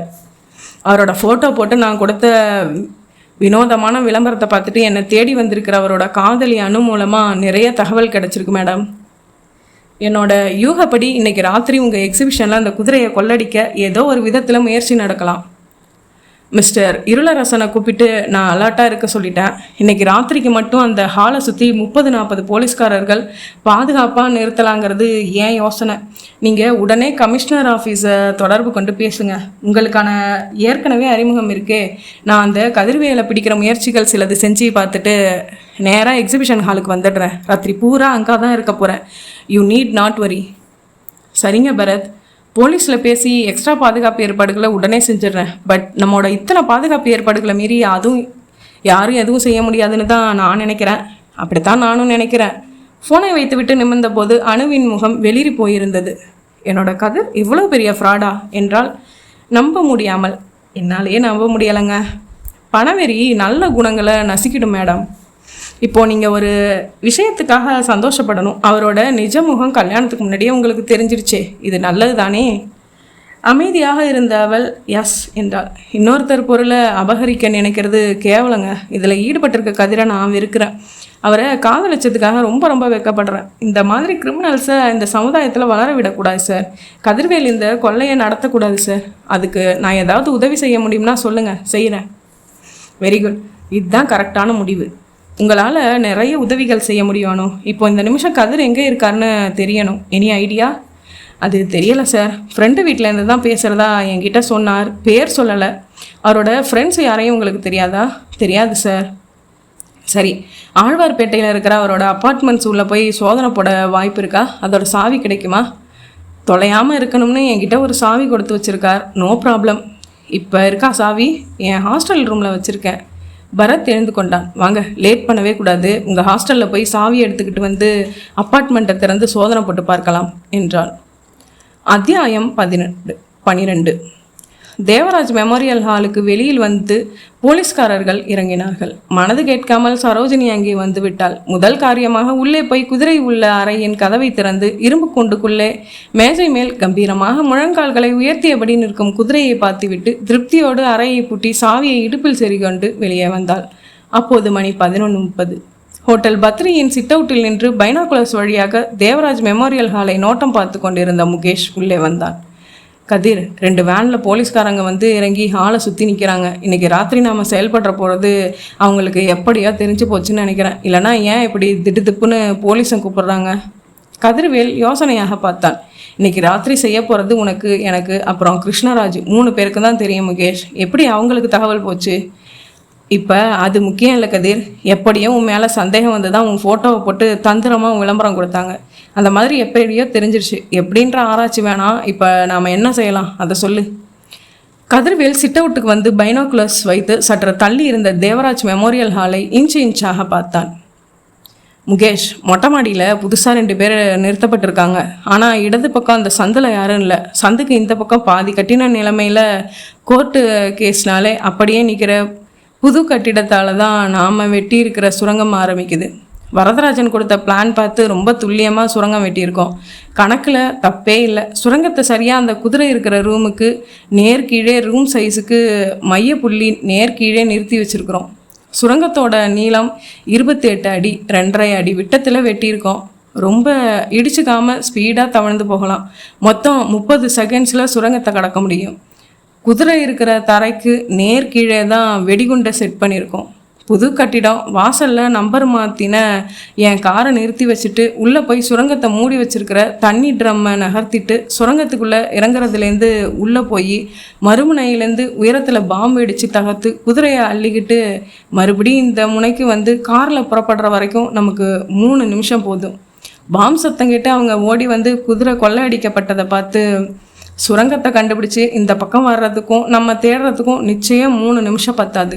அவங்களுக்கு உண்மை தெரிஞ்சு பரபரப்பாக தேடுறத நாம் இதே ஹோட்டலில் இதே இடத்துல இருந்து வேடிக்கை பார்த்துட்ருக்கலாம் முகேஷ்.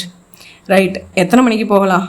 யாராச்சும் ஒரு புத்திசாலி இந்த மாதிரி ரகசியமான சுரங்கம் அமைக்கப்பட்டிருக்கிறத கண்டுபிடிச்சிட்டானா நம்ம திட்டமே அவுட்டு. அதனால் வாட்சில் டைம் பார்த்தான் கதிர்வேல். 11:40.